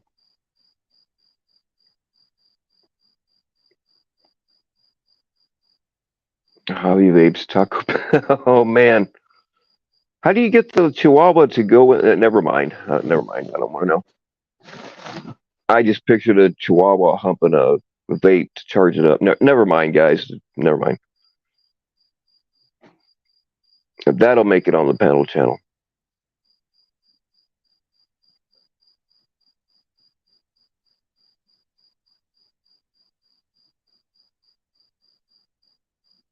CQB was quietly training for us. Yeah.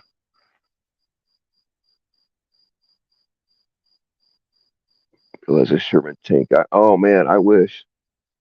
I was hooked up with some World War II reenactors. What was that? The guy that ran it actually has a body farm not far from where I live because he was a professor at St. Joseph's College. I forget his name now, but he ran this World War II reenactment thing, and they do, man. They have tanks. The first time, like I didn't know anything about it, and I was a teenager. My buddies and I were trespassing, so we were all. I mean, I was raised by Vietnam vets that thought they were still in Vietnam, so I learned all about ghillie suits and all that. Anyway, we're trespassing, so we're trying to be all cool and tactical and unseen. And we hear this boom, boom, boom, and we went up over a hill, and I shit you not, there's fucking tanks firing out there. We look at it, they're like, what the fuck? Turned out to be Doctor, I forget his name, but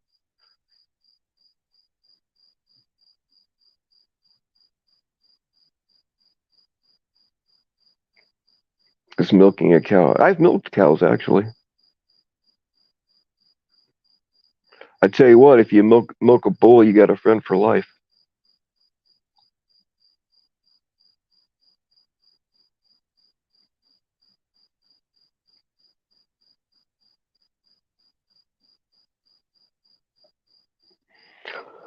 All right, y'all. I don't know if anybody else is going live.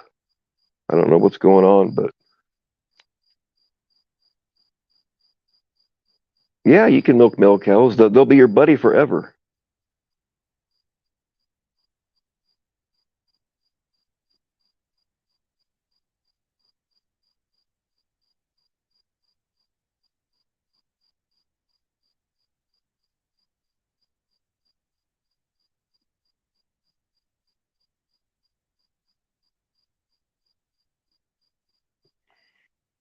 All right, y'all. Yeah, hobby. Like I don't really know some of you guys. I mean, I know who you are a little bit, but I don't really know you. Know you.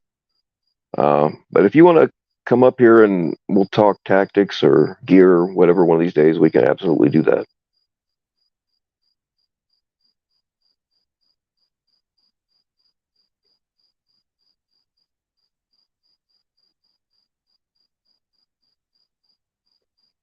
Cow tipping. Oh yeah. Go ahead. Try to tip over a 2,200-pound steer and see what happens to you.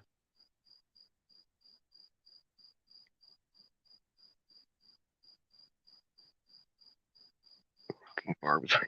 Oh my god. You just got to make her stand backwards, right?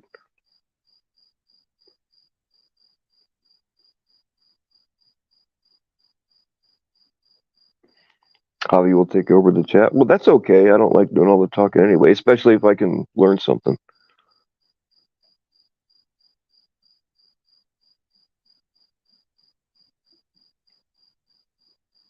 All right, y'all. Thanks for joining us on this fine evening. All right. Y'all stay naked.